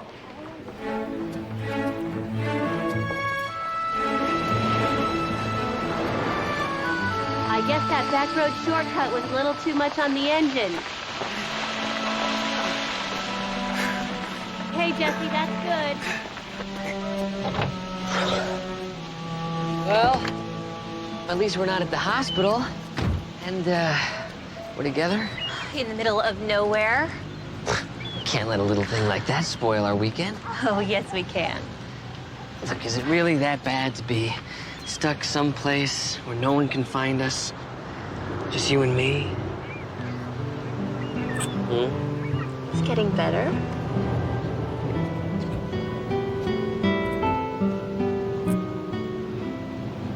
Hey, I tell you what. Why don't you and I head across the street to that little diner, get a nice big fat piece of pie, a la mode. Little diners have great pie, you know. I'm on a diet, remember? I'm starving. I've got another bag of rice cakes in the car. I've had nothing to eat but rice cakes for the past 200 miles. I'm sick of eating rice cakes. I am not going off my diet. But you look great, just the way you are.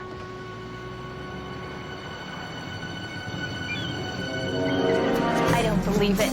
Well, you better believe it, because I'm not having another rice cake as long as I live. Susan. Susan?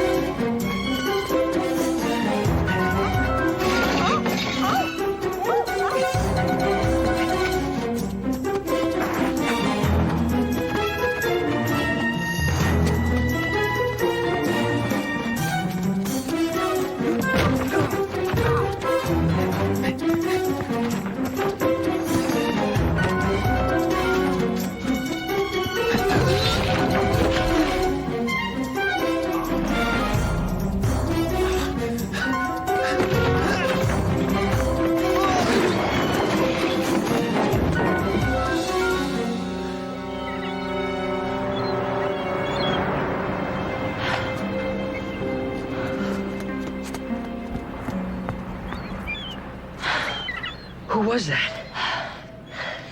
Someone I used to know. He died 5 years ago. Not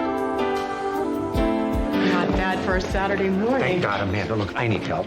Take these extra menus and this apron there, and it'll make you look more official when you take orders. Excuse me, I don't work here. Please, Amanda, you do today. Look, my waitress, my busboy, and my cook called in sick with the flu, all on my day off. Well, that's not my problem. I came for breakfast. Who was it that suggested that my business partner take a long romantic weekend with his girlfriend in Carmel? Steve, Jesse and Susan never have time together. They needed a break. I need help. Something smells mighty good in here. Oh, great. Dad, here, would you watch the front door? I'm sure it tastes good, too. Look, the employees eat later. What? This is great, and it's only breakfast. Look, I'd love to stay and chat with you, Dad, but I got my hands. Chat, I came to eat. Wonderful. Your waitress will be right with you. Waitress. She's waiting table? I hope Jesse's having a good time, because when he gets back, he's going to pay. I'd like a nice table in the corner, miss. Yeah.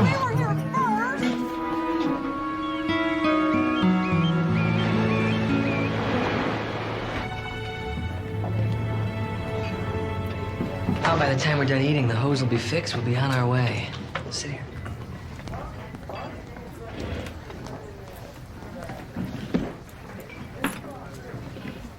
Let me get these out of the way for you. There you go. Hi. Hi. Hey, I know what I want already. A big slice of your famous apple pie. Wow, I didn't know that it was famous.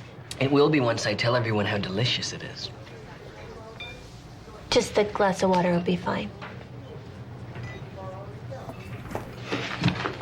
Do you have to flirt with every woman you see?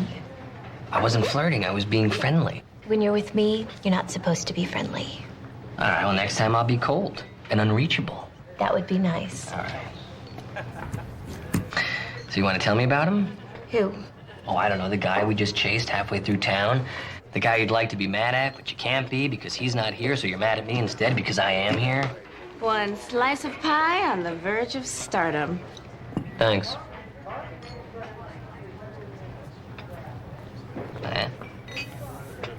He was friendly, too. Greg had this way of making any stranger his friend with just a smile. Including you. Everybody. I was going to UC Santa Cruz. Greg ran this dive shop near the beach.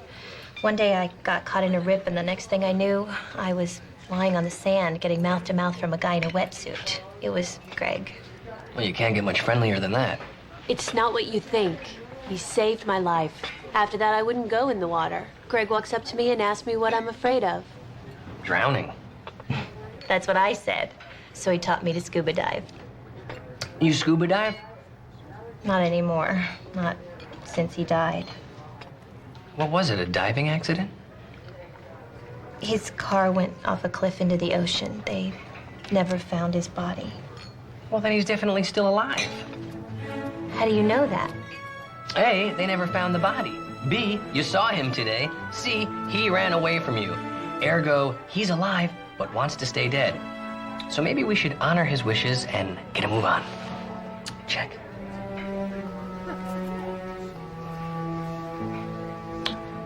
Have you noticed that we're a little underdressed for this place? There are lots of wealthy people in Carmel. We're 150 miles south of Carmel. And besides, did you notice all those cars in the parking lot? Jags, BMWs. So, are you gonna make us famous? Looks like you guys already are. Would you strike oil here or something? Just fish oil. We live off whatever the nets bring in.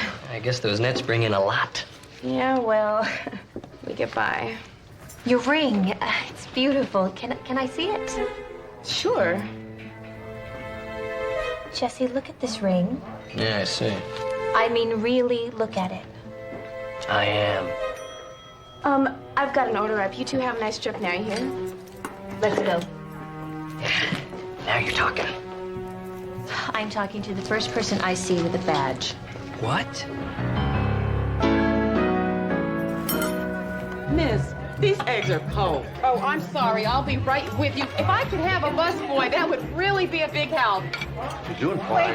Waitress, I've been waiting 10 minutes for the ketchup. Yeah, right. Here you go. Thank you. Set? Miss, excuse me, my fork is dirty. I'll take And where's my milk? Do I look like a cow? Amanda, I don't want to butt in. There's a bunch of people waiting to be seated in the front. Oh, well, then you can seat them. That's great. I don't know anything about the restaurant business. Oh, you'll learn.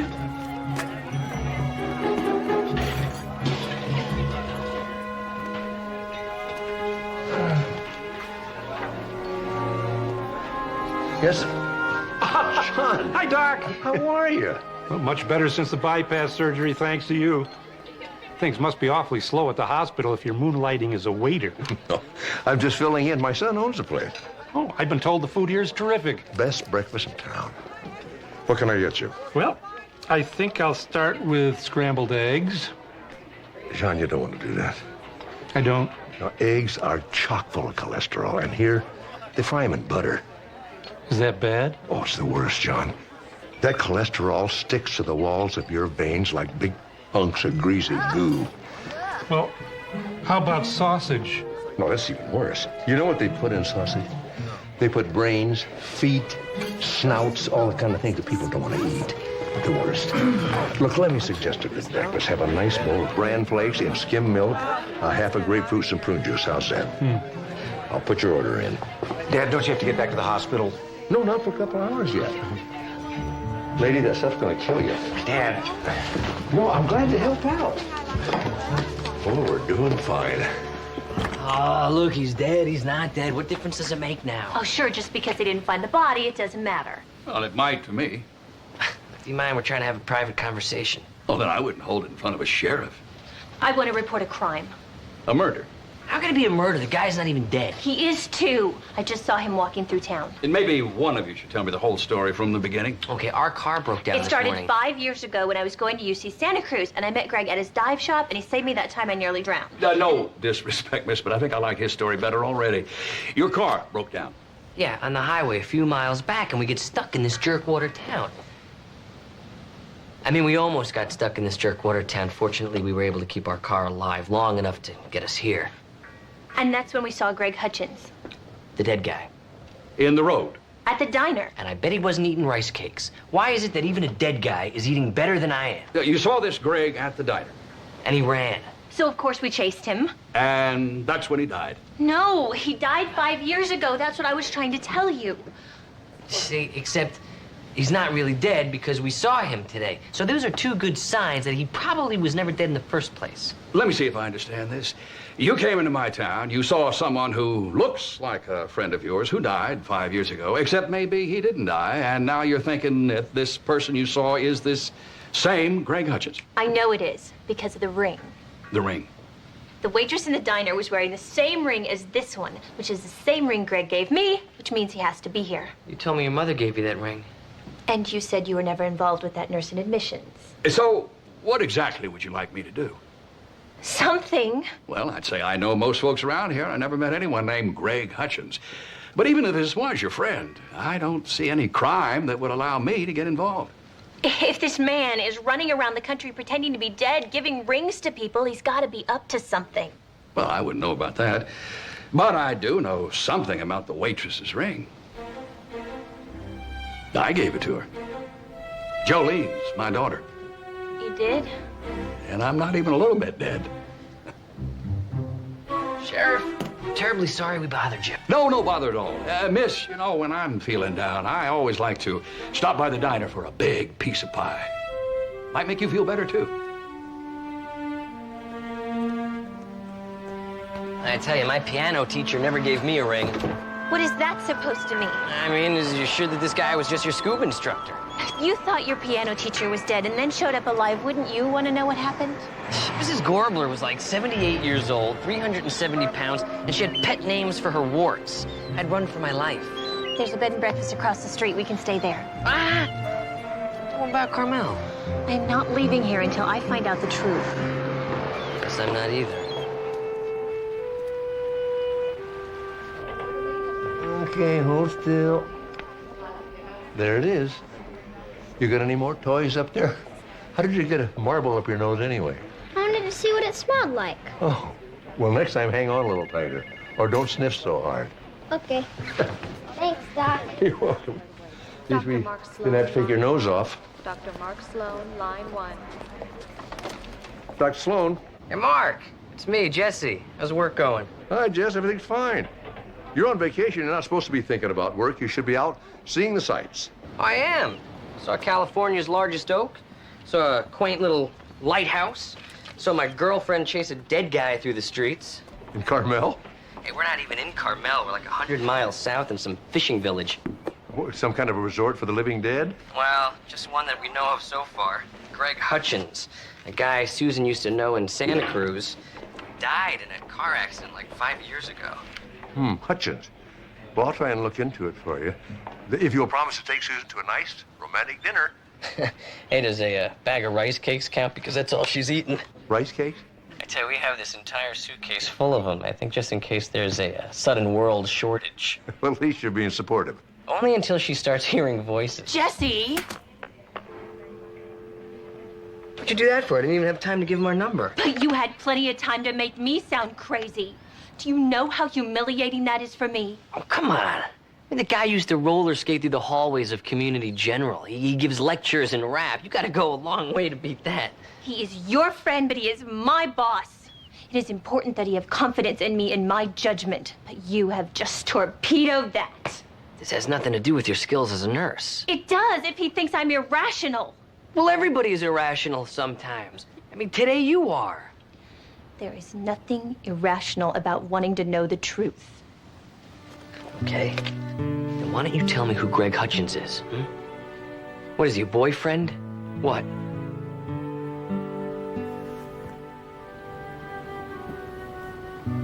Why is it so important to you if this guy is alive or not? Because I killed him.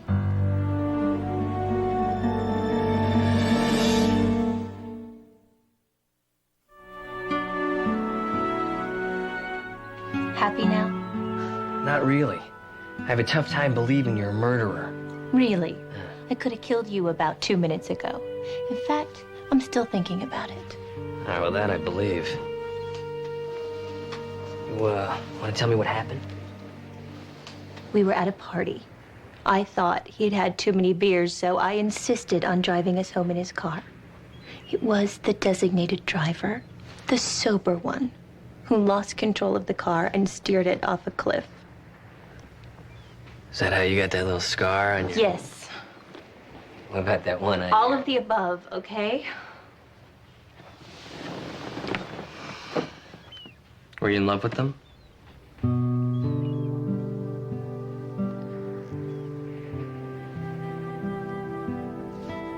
And if he's alive? I mean, are you gonna go back to him? I don't know. Look, you don't have to stay. I'll understand if you want to go without me.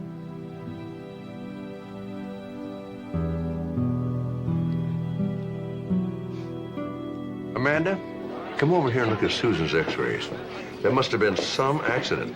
Broken leg, broken ribs, a concussion, and take a look at these internal injuries. Dad, let's not read them out loud, okay? Okay. You know, according to this report, the investigation was pretty straightforward. No one even considered the possibility that might have been a faked accident. Well, there was no reason to. No, not at the time. But let's assume for the moment that Greg Hutchins is alive. I mean, he deliberately planned this accident.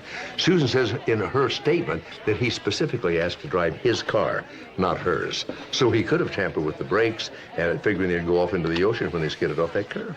It's a nice theory, Dad, but where's your proof? My proof is right here. See that bruise about the size of a thumb on her temple? And there's a line right around her nose and mouth. What about it? My guess is that that's a positive pressure mask. Can we please get some service? In a minute. What's a positive pressure mask? It's a device used to deliver oxygen to an unconscious diver. They put it over the nose and the mouth. So you're saying Hutchins tampered with the brakes, then deliberately set the right diving gear in the car to save both their lives when they went in the water? I don't think Greg desired to commit a murder. I think what he did was get the gear out of the trunk, save her life by putting that pressure mask over her nose and mouth like that, see? You see where my thumb hits? He bruised her there probably when he jammed it on. Then he dragged her out of the wreck, left her on the beach, swam away with the scuba gear, never to be heard from again. What do you got to do to get some service around here? We're in the middle of official police business, pal, okay? Well, given the nature of the accident and the extent of Susan's injuries, the investigators would have no reason to question the bruising and the marks on her face. Exactly. They probably figured the gear all washed out to sea if they stopped to think about it at all. So Greg Hutchins staged his own death after all? That's what I think happened. But the question is, why? Hello, I'd like to pay for my meal, please. All right.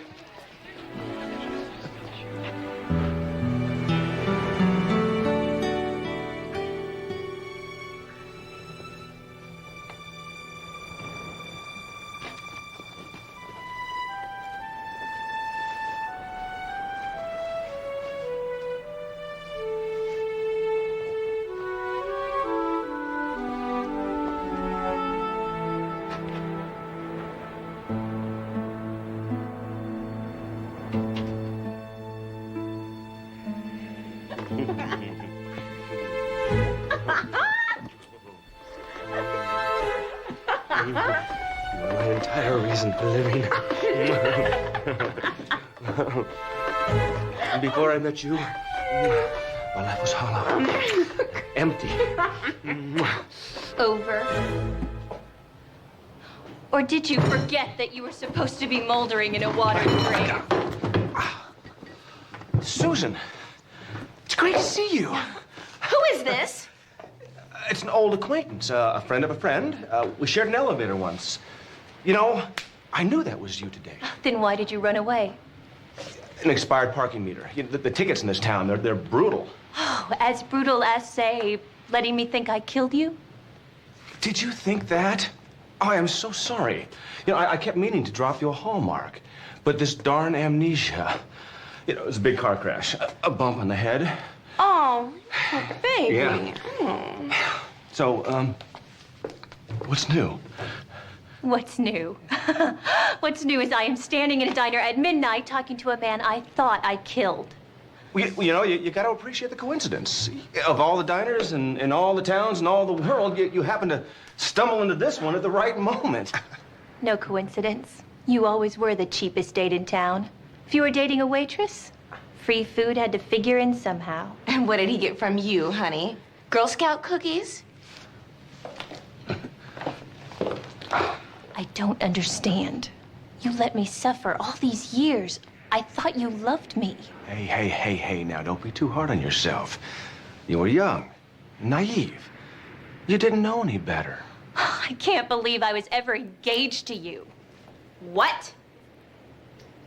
Wait a minute. You were engaged to her? You were engaged to him? Doesn't anyone know what closed means anymore? What are you doing here? I followed you. I don't believe this. You don't trust me. And I was right. You were lying to me. But if you trusted me, you never would have known I was lying. That's the relationship some people have.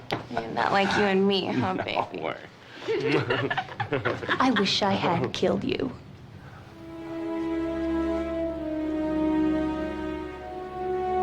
You'll come back now, you hear? I cannot believe I ever had feelings for that creep. Well, you heard him say it. You were young, you were naive, you didn't know any better. How long were you standing there? Long enough to see what a jerk Greg is. So it's not bad enough that you followed me, you were spying on me too? You're right. Our relationship is built on trust, and I violated that. I shouldn't have followed you. I'm really sorry. You don't really mean that. You think what you did was perfectly okay, and you're just apologizing because you don't want to fight. Yes. Is it working? Yes.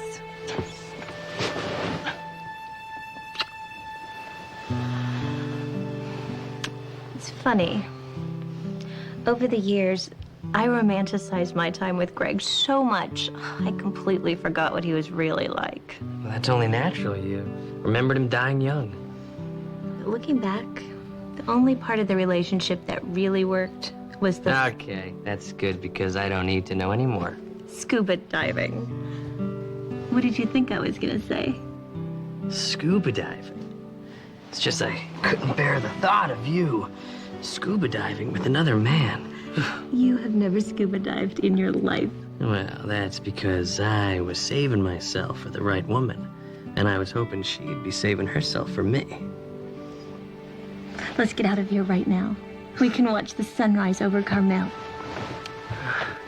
Well, we still gotta get the car out of the garage, and I really don't think this is one of those open all night kinds of towns. I wouldn't be too sure of that.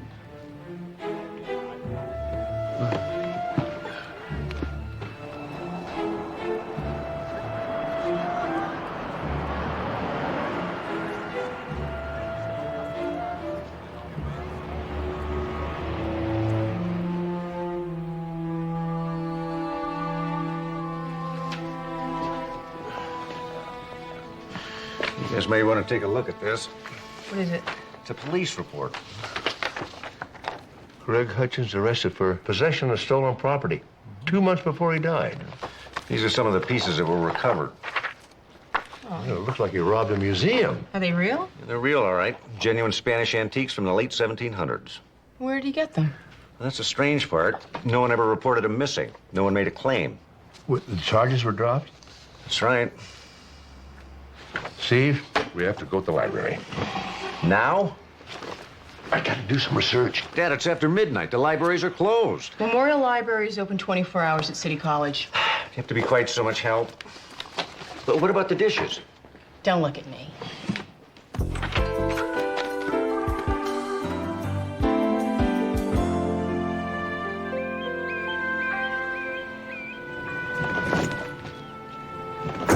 Car's packed, B&B is paid for, and Carmel is waiting. Maybe we should just head back to LA. I'm not gonna throw away the rest of this weekend. It's better than throwing away our lives. Aren't you scared that the curse is gonna get even deadlier the closer we get to Carmel? Is that how you see me? As a quivering little coward whose life is ruled by fear and superstition? Of course. But in a good way. That was the old Jesse Travis, the one who was afraid to face fear and triumph. From now on, if I'm afraid of something, I do it. In fact, I'm even thinking about hang gliding in Carmel. You're right. I've got to face my fears, too. Then we'll face them together. I wonder if we can fit in one of those shark cages together. Susan? I'm going back to that diner. The sharks are in that direction. Not the one I'm thinking of. I have to see Greg one last time. I thought I talked you out of that stupid idea. That was the old Jesse. The new one just talked me back into it. Susan, did I happen to mention to you that this is a really bad idea? You did mention it when we were getting dressed, when we were packing, when we picked up the car. In fact, for the last 45 minutes, you have done nothing but tell me what a bad idea this is. Well, I'm glad to see I'm getting through to you. If your ex-girlfriend rose from the grave, wouldn't you want closure? No, I'd want a crucifix and some garlic and to get away as fast as I could. We're going to, just as soon as I give him back his ring. Why don't you just mail that to him? Where this ring is going, post office doesn't deliver. I'm sorry, you two. We're closed. Oh, too bad. We'll be on our way. You know we're not here for breakfast. We want... Pie. Fresh out. Huh. We're looking for Greg. Honey, the man died to get away from you. Can't you take a hint? She's got a point. Maybe we should go. I spent 5 years feeling guilty over him. He owes me 5 minutes. Well, you know, it's really not my problem. We're closed. You want to get rid of me, right? This is how to do it, because otherwise I am staying here until I get my chance to shove this ring down his damn throat.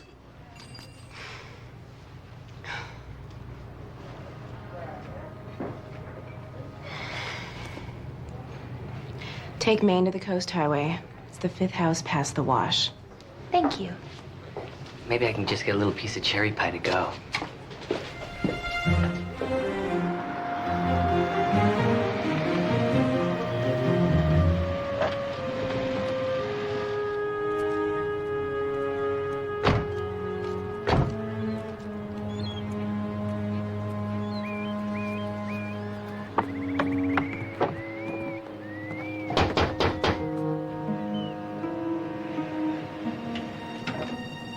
Greg?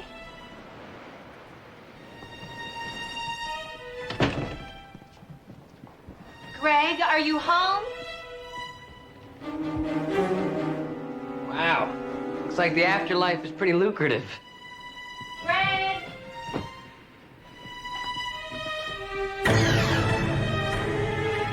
Jesse?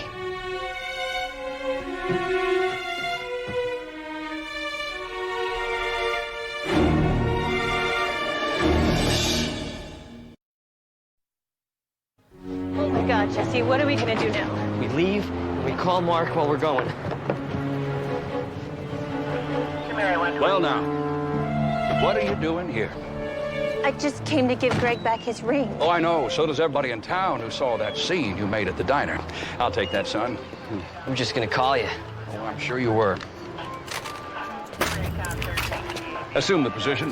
Hands on the car. We didn't do anything wrong. Oh, after what Greg did to you, I doubt anybody would blame you for losing control.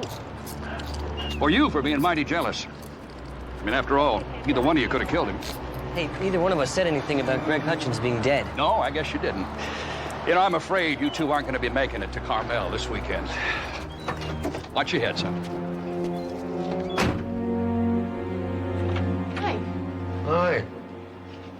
Hey, you guys have been up all night. Oh, yeah. But it was worth it. My hunch paid off.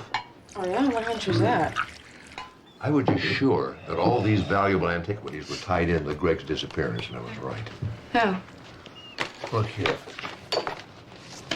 See those initials right at the bottom of the cross right there?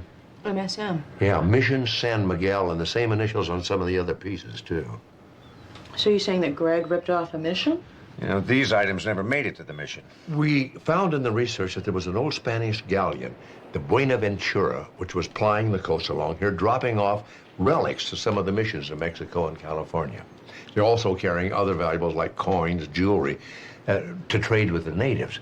It didn't make it, sank. Where?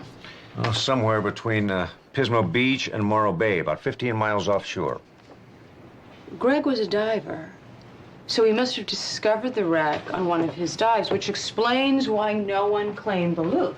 Mm-hmm. And when he got arrested, he knew he was going to get found out sooner or later, and he didn't want to share all this wealth with the tax people. Or have his treasure confiscated by the Spanish government as historical objects. So our guess is he staged his own death and then continued to plunder the ship. How much money are we talking about? Millions and millions. These gold coins are worth 20,000 apiece. And there were hundreds of them aboard that ship. Well, does Greg know his cover's been blown? Well, according to Jesse, he and Susan chased him down the street. Well, then he knows. Been trying to get Jesse on a cell phone. I can't get through. Well, we have to get up to him and warn them. Now, the problem is Jesse never told Dad where he actually is. Now, Jesse did say that he'd just seen the tallest oak tree in the state and a very quaint lighthouse, and that he was about 100 miles from Carmel. Yes, so that narrows it down some. Well, let's go. We haven't had much use for a jail in this town. Although it's real nice for quiet catnaps. I know, it kind of looks like a dungeon. But we prefer to think of it as country charm. These stone walls are all that's left of the original structure. A bordello, believe it or not. In 1888, an old fisherman named Salty Maglu turned it Shouldn't into you be reading us our rights rather than giving us a history lesson? And I especially like the part about a lawyer being present during questioning. Well, there's only one lawyer in Sea Ridge. And I'm afraid there'd be a conflict of interest. I'm also a notary. You know that we didn't kill Greg Hutchins. Son, who killed him isn't really important now. It is to us. And I am truly sorry your car broke down in Sea Ridge. This really is a nice little town.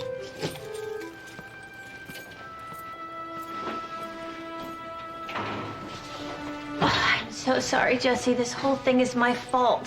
You don't have to apologize. Yes, I do. If I hadn't gone chasing after Greg, none of this would have happened. Well, maybe. But, you know, I would have done the same exact thing. I should have listened to you. If I had just had some pie and minded my own business, we wouldn't be in this mess.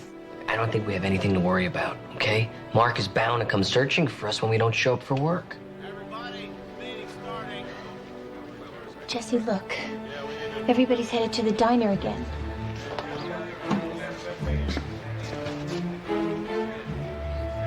What's going on? You ever see Race with the Devil? No. Bad Day at Black Rock? No.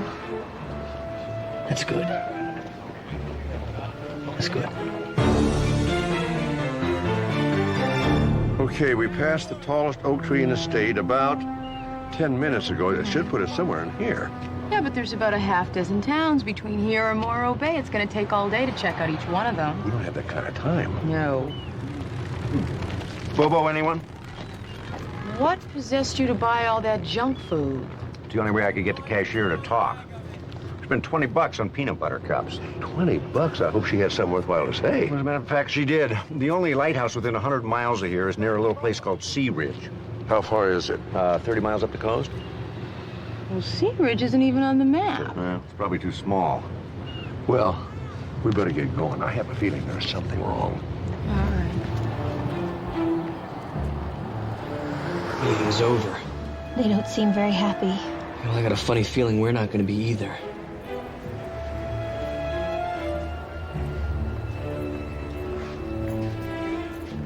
I'm afraid I've got some bad news. Yeah, this town has a dark secret that everyone shares. No, I wouldn't put it like that. Well, then what? You all part of some secret cult?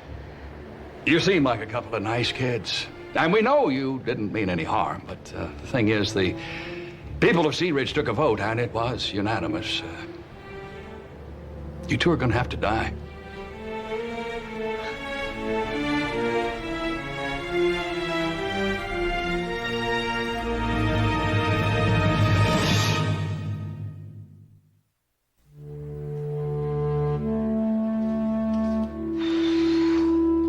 How much time do you think we have left? Well, the trial, the sentencing, last meal, all took less than an hour. I'd say that justice is pretty swift around here. You know, we're going to be executed in a few minutes. I think you can go off that diet now.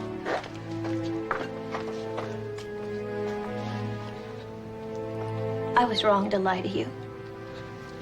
About the ring, about Greg, about everything.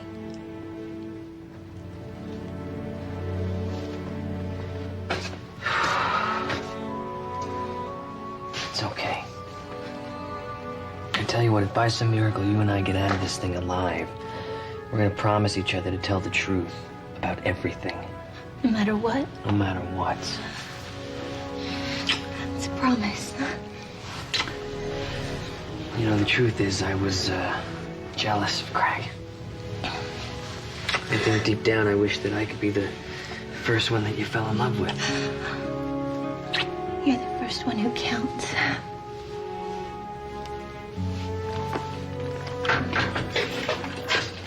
I wish I could give you two a little more time alone, but we're on a schedule.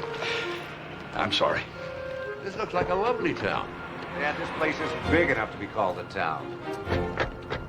Not a sound. Sit down, both of you. Enjoy your meal. Jay, keep our guests quiet while I go have a talk with our visitors.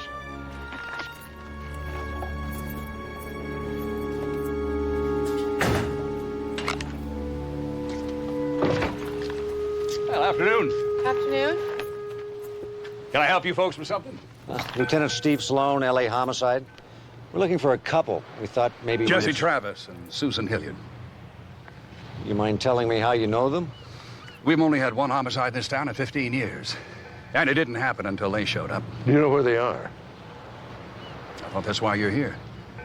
They fled right after they killed Greg Hutchins. We don't have a real morgue here. To tell the truth, we haven't had much need for one until now. Would you mind if I took a look? Oh, I'd be obliged. County Coroner won't be here for 3 hours. Who'd they kill in L.A.? No one. So why are a homicide detective, a medical examiner, and a doctor chasing them halfway up the state? Because they're our friends. Well, they don't seem very friendly to me. They were just passing through town when Susan spotted Greg. She thought he was long dead. So she was a little surprised and curious to see him alive on your streets. Well, that's one way of looking at it. The way I see it, they were stalking him. He got away once. But I got a dozen witnesses who say your friends caught up with him later at the diner and nearly killed him. I think maybe your witnesses are exaggerating. Well, one of them was my daughter. Jolene was in love with him. It's pretty clear cut. He died from a stab wound to the heart, I'd say sometime this morning. Where's the murder weapon? Spear gun. My daughter found him nearly pinned to the floor. She's going to be carrying that horrific image with her for the rest of her life, thanks to your friends. I flagged their credit card. Somebody fitting Jesse's description used his gas card at a station about an hour north of here. Car matches his, and the woman he was with was blonde, about 5'6". That's them. I'll notify the state police and the highway patrol. Maybe we can catch him first. I probably don't need to remind you, but they are suspects in a homicide investigation. I do expect them to be brought back here for questioning. Let's go.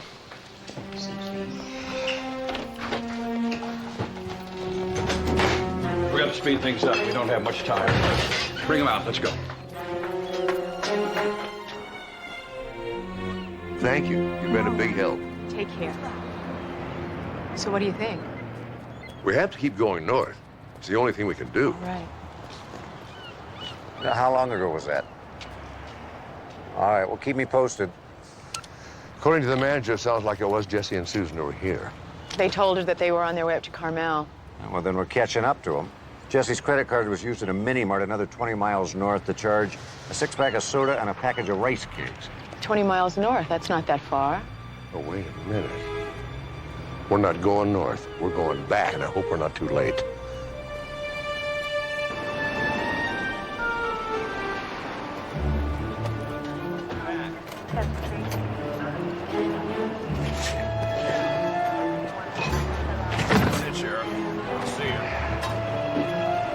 Take care, Ben.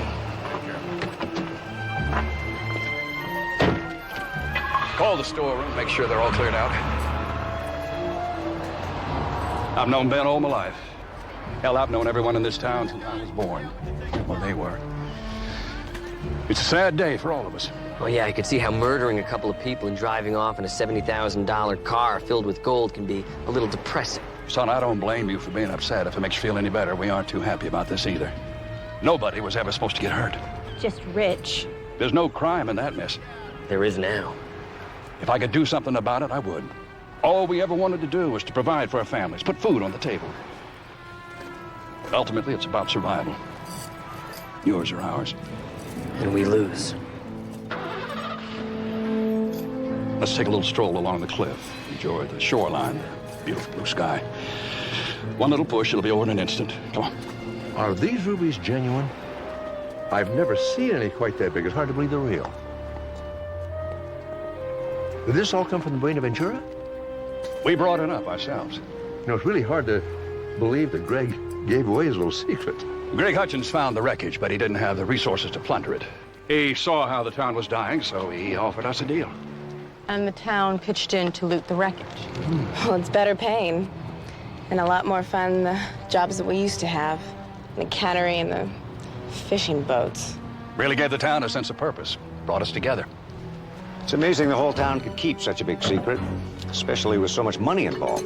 Well, you don't know our little town. This isn't just a place to live, it's a part of who we are. When the cannery closed, this town started to die. Greg Hutchins gave us a way to save it so that we could all stay here. So that's where Greg got the rings he gave us, from the treasure. A mistake. Greg wasn't from here, so it's no surprise he was the one person who couldn't be trusted. So who killed him? We all did. We're all in this together, for better or worse. I guess this would qualify as worse. I can't say it's worked out the way we hoped. You know, that decoy couple you sent up the coast in Jesse's car almost kept us long enough for you to get away clear. What went wrong? They bought rice cakes. Because that's what you figured Susan was eating. But we didn't need to buy any because she had a whole suitcase full of them. And Mark knew that. And we didn't. But I think we'll still come through this okay. Yeah, how do you figure that? Well, there's only 5 of you against all of us. I don't see what's going to stop us from moving on the way we planned. Oh, well, for starters, there's the highway patrol. And the FBI. Oh, and the IRS.